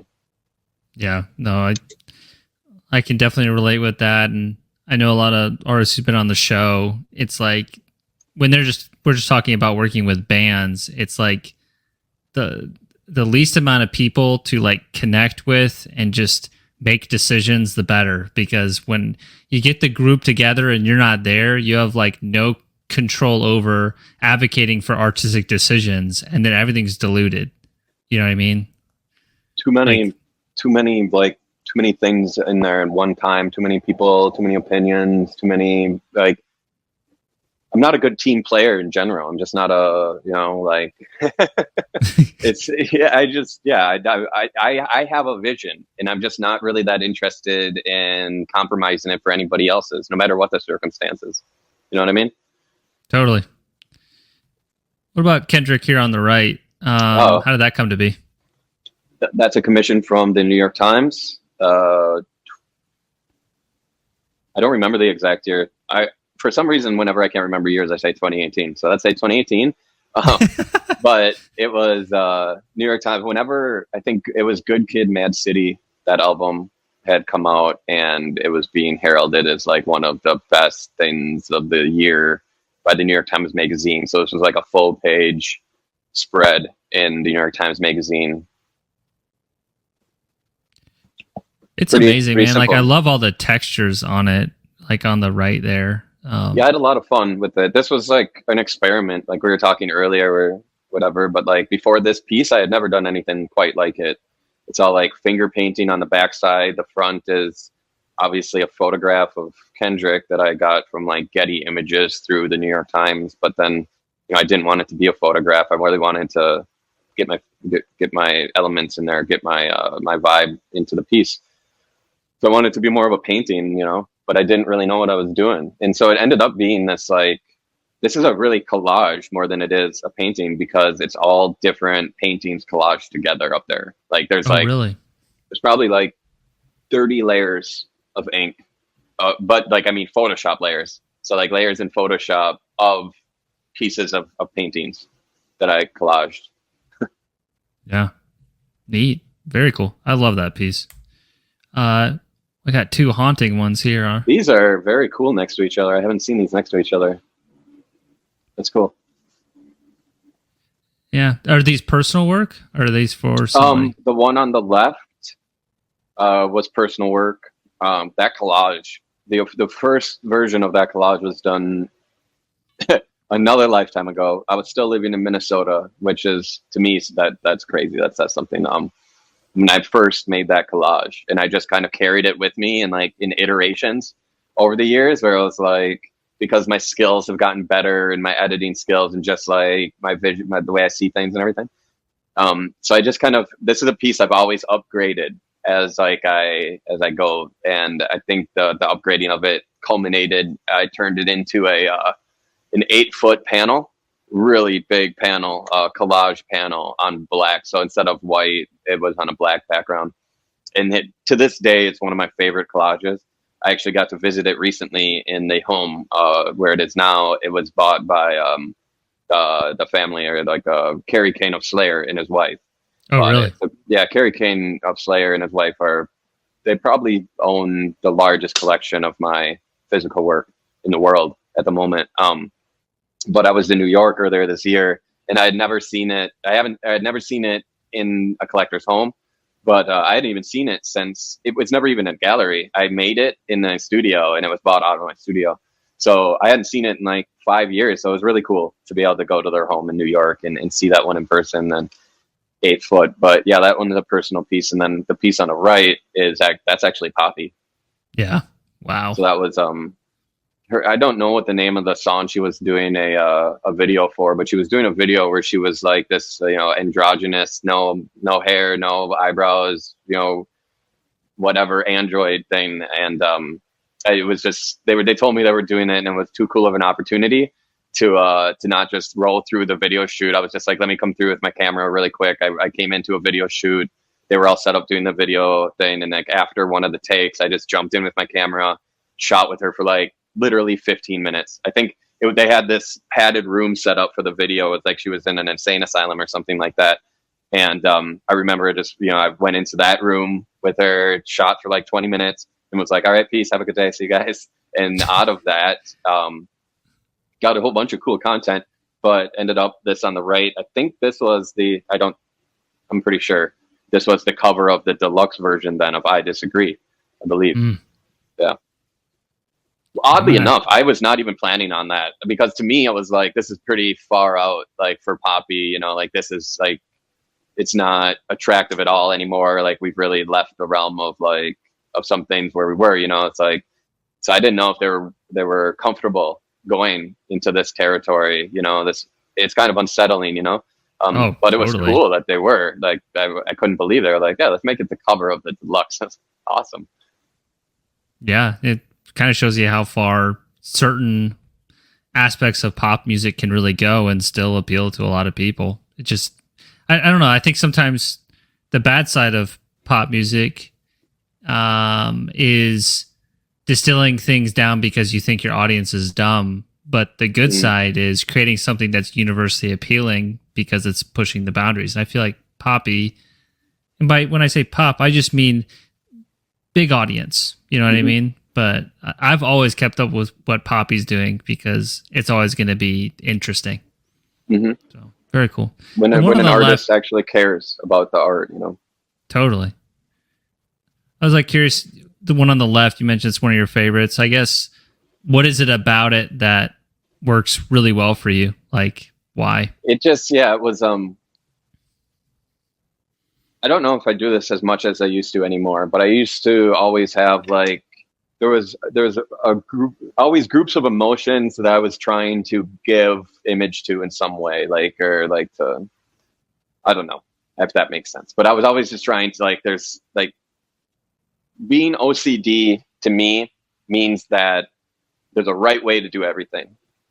Like it would, and it's not how the world is, and that's why OCD is a fucking problem, right? But I see that in my art, and like with this piece, even once I hit this piece as representing the thing that I was trying to represent, it represented it so well to me that I haven't even tried to make a piece similar that would also. And I call this piece Nausea. At the time, I was reading Sartre Nausea, the book Nausea. In some way, this piece just hit both the physical feeling and the emotional feeling that I prescribed to nausea. And so I hit this piece, I called it Nausea, and I just keep remaking the same exact one, because if I were to try to represent nausea again, I would be trying to copy this piece. So I won't copy. Why do that? I did it. I did the thing I was looking out to do. So I think that's why I like it so much. It's one of the rare instances where it's like nail on head for me. I think a lot of times I'm nail on head for other people and stuff. Very rarely am I nail on head for me, which keeps me going. I need to do, okay, I got close with that. I like it. I can do it better. I can do it better. I can do it better. But with this one, I felt I can't do this better. Oh, that I can definitely relate to that. So you've done some work with fashion. I guess what's the extent of that, and like how much of this is like touched by you? I have no frame of reference here. Well, fashion, I love fashion. I really do. I'm trying to think how I really got into fashion at the beginning, because like being from a small town, fashion is even something more esoteric than fine art, you could say, in some regards, where a lot of everyday pedestrians on the street may know more about certain art throughout the ages, like Andy Warhol or something, but they would never know the name of anybody that made clothes. You know what I mean? Right. Yeah, totally. So it's even more esoteric in that way. And I think that kind of drew me to it in a way, because I found it to be an art form but it was this art form that, and this is really the crux of it at the beginning, it just seemed like it had no limit to its absurdity, or like to where it would go.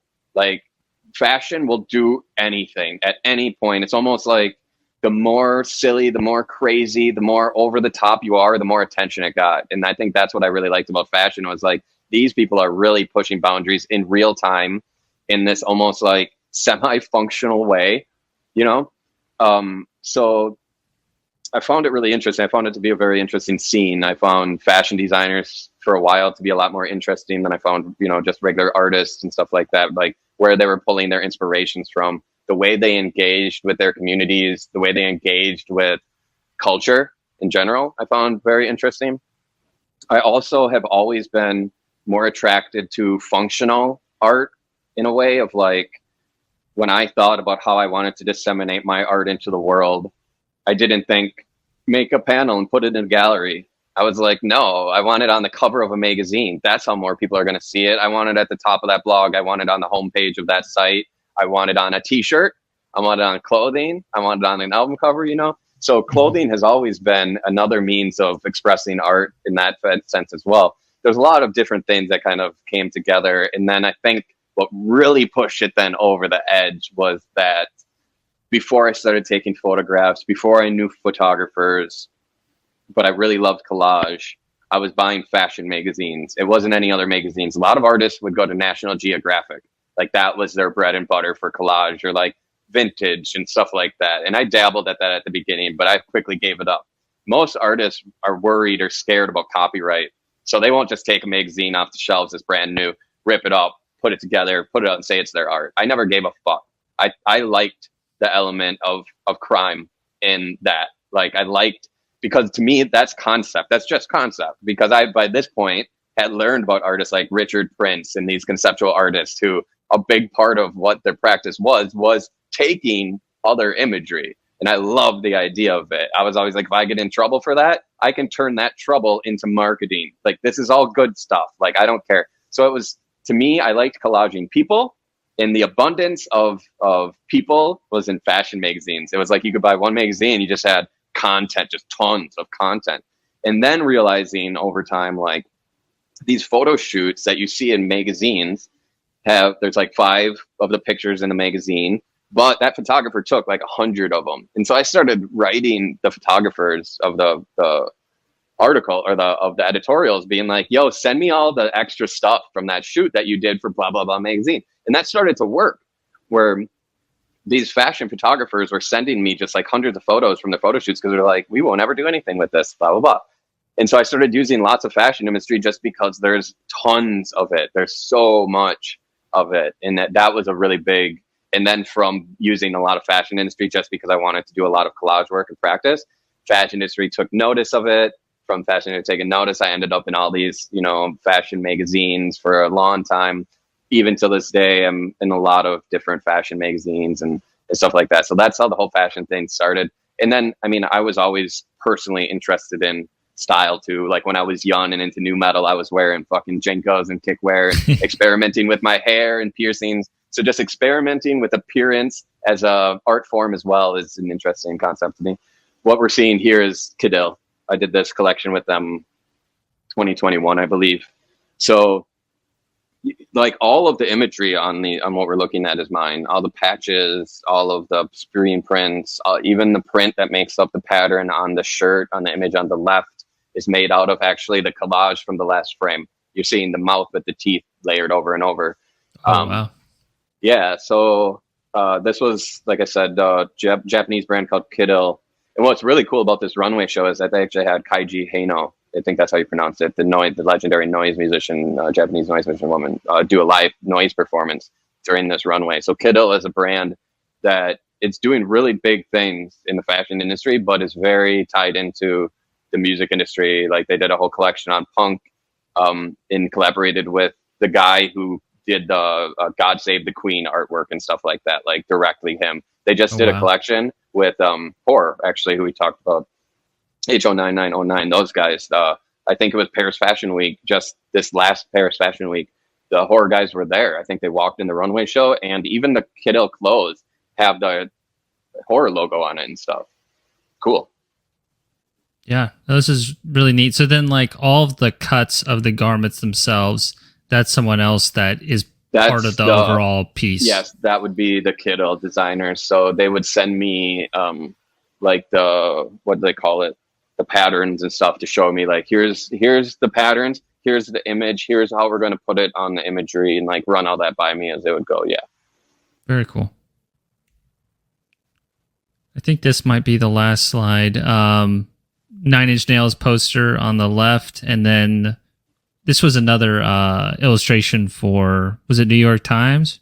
It was, yeah. It was New York Times. It was, should we start with the left or the right? Let's go left first. So the 9 Inch Nails poster. I did 2 of them for that tour cycle. That was 2018. Yeah, my friend was actually doing a stint. It was the graphic designer. That was the graphic designer of Sacred Bones, which is the record label that I've released 2 books on. Thou is affiliated with them, right? The band Thou. Yeah. They just released an album with them, I think. I should be getting an email from them. I just asked them for it. Excellent album. The new one?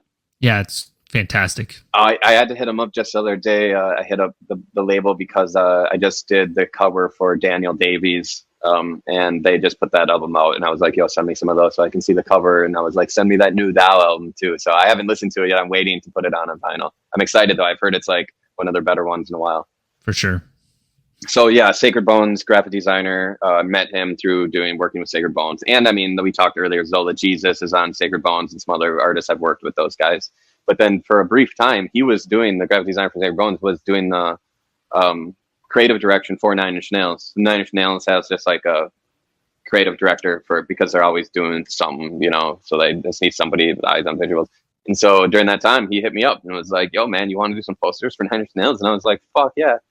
So it was simple as that. It was fun. I got to go. They were on tour with the Jesus and Mary Chain, so I went and saw them here in LA. Jesus and Mary Chain opening for Nine Inch Nails. It was cool.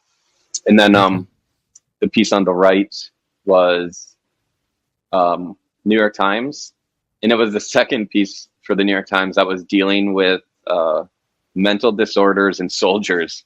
For some reason, I guess the New York Times feels my work really suits that topic. But this was a story about a guy who had PTSD or PTSD. Yeah, that's how you say it. Right? PTSD. Yeah. Thank you. PTSD from war. So he was writing about losing friends in war and stuff like that. And this was the illustration I made out of reading that story. I don't even remember how I really came up with it, honestly. It's obviously it took a silhouette of a soldier and worked from the inside, but it's trying to show that, neurosis and shit. I don't know. I think I can't say that I have any sort of relation to anybody who's been through war, but the idea of like PTSD and kind of like dealing with trauma, like it does. I think I kind of understand that vibe and can portray what that kind of feels like in a way or whatever. So that maybe is why they come to me for these more disturbing. They're probably very difficult illustrations for people to wrap their head around, with not making them too dark or violent or on the nose. It's not too literal, That's what you're good at. It's a sensitive topic, and that's what I mean. Yeah, it's like it's a sensitive topic that they don't want handled too literal, but they want something really impactful. So I guess it's flattering that they come to me. I do think that, like I said, that's the second time they've done something that heavy. And more recently, I did this is completely off topic, or not off topic, but not about an image we're looking at. But I was doing illustrations for you would say a group as big as the New York Times. And it was illustrations of political figures, and they were trying to they were doing these like pieces on these political figures, and they weren't like hit pieces. I actually didn't even read them, but they were definitely like trying to color these individuals as whatever kind of way and whatever. And the illustrations I gave them, like they loved them, but they were too dark for them. They were like, we can't use these. Like they literally said like they were worried that they would get like sued or something. Like they were dabbling that they were that level. But because of my illustrations, I was like, what about what you wrote is wrong then? If you're worried about that, you're worried about the visual, like it's all right, I'll take that as a compliment. So yeah. Well, I guess it's like the next evolution of political cartooning is whatever you did, like. Bro, it's so funny that you say that, because like I was telling my business partner who handles the emails with these people or whatever, because we were both so upset, because it was like, I wonder if I should not be talking about this. I don't give a fuck. I didn't say their name. But like they would come back and say, we love it, and would give a little bit of feedback even, and then I would implement the feedback. So I was at that point with them. It wasn't just like show them and they're like, whoa. It was like show them, and then they're like, this is great. And then it just kind of it got to the point with them where I guess it probably just went up the ladder, like somebody higher saw upside, higher upside, and higher. Well, the higher upside, and I think somebody probably got to the point of being like, defamation might be an issue. It was European too, so they don't have the same laws that we have in America that protect some of that for us. But I was telling him, I'm like, bro, this is no more than a political cartoon. Like, this isn't crazy that they're saying this about the artwork. Like, but it's seriously, I've seen political cartoons that are more scathing. Mine are just like warped image. They're portraits of the people. Like, wow. But anyways, yeah, it's crazy that you said the evolution of political cartoon, because that's exactly what I was thinking when I was making them. I was like, this is perfect. I was so psyched. I'll show them someday. Those will come to light someday if the issue having with them now is not resolved. I'm just going to post them on social media or something like that. Throw them in my portfolio. Yeah, fair enough. Well, starting to kind of wrap up here. Is there anything else you want to chat about? No, I don't even remember everything we covered. So that means if you have any good. more, carry on. Yeah, whatever else you got. No, I think this is a good natural conclusion. What's one piece of like advice you'd give to other artists out there? Any skill level, any part of their journey. You could pick, but just I think you've had a lot of good nuggets and a lot of insight that is different than people who are on my show, which is very much appreciated. But maybe what's a couple, 1, 2, 3 things that you might leave with? I usually hate that question. I mean, I still do. I don't like that advice question. I was bad at taking advice myself. Like I would be the person who would hear the advice and then not do it and then find out that the advice was right, later by myself. Yeah. And I get and it's funny too, because Just Seller Day, which I don't know, which means a month or more than that, but it feels like Just Seller Day. I wrote something down that was like, this is it. This is what I would say is my advice. Because I was stoked. I was like, I have an answer for that question now, and I forgot it though. I have no fucking clue what it was. But my advice is how it would usually be something just like, don't look for advice too much. Like, I get a lot of people writing me all the time. Like, I probably have a message on Instagram right now from a kid, and my request or something asking like for advice. I'm asked all the time for advice, and I never asked for advice. I didn't do that. I don't know how to answer this question in the right way, because it's like, figure it out yourself. Like, that's how you have to figure it out yourself. You have to you have to make the mistakes yourself. Otherwise you're not going to learn from I can tell you a bunch of stuff and it will mean nothing because you didn't go through what I did to get there. Like, I could tell you the processes that I do and it wouldn't change anything. You wouldn't be able to do them even, because it's like you would have to learn from me how to. So it's just like, I don't have any advice besides like figure out. A lot of people have taken what I've said just now into this whole like, be yourself and stuff. And I don't mean that like, because because I still don't know exactly who I am. And like, if I had that as a qualifier for making art, that would be a problem. You don't need to know who you are to make art. But get to know your vision. Like, that's what it is. It's like, get to understand why you're making the art, why you like art, that kind of stuff. Don't ask people how to do things. Like, that's not the question. Develop yourself in your vision. That's really the point. Develop the vision even more than the skill. Like, you got to practice your skills. You got to get good at your skills and whatever, and do your work and whatever. But that's secondary to having a point of view. Yeah, it's a really good point. I like that advice. I like that advice because, to me, and you correct me if I'm wrong, but the underlying thing that I get from this conversation is you got to have conviction and be obsessed and I know, like, I think you're a pretty fearless person. You know what I mean? And like, for you, that works. So I don't know. Every interview, I kind of simmer on all these different thoughts, and I think you bring something different to the table. So I really appreciate it, man. I appreciate you saying that I seem fearless, because I try to be, but I don't consider myself fearless at all. I hope to consider myself maybe, but I feel like a pussy. I feel like fear has been the guiding force of my life. Like, so it's cool to hear somebody call it fear. Even like I've got fear tattooed on my hand, even just like I see it all the time. Like, because for a while it was the same as patience for a while with me, where I was obsessed with the concept of it, and I just kind of wanted to, instead of, maybe this is more advice, but instead of getting rid of all fear, I just had to go through this process of like accepting it and learning to use it and like really embody it almost and turn it into this fuel or whatever. So I'm trying to become fearless. So I appreciate you saying that. Yeah, of course, man. Well, thank you again for your time today. Stick around just for a minute, but for everybody watching, please, of course, follow Jesse on Instagram.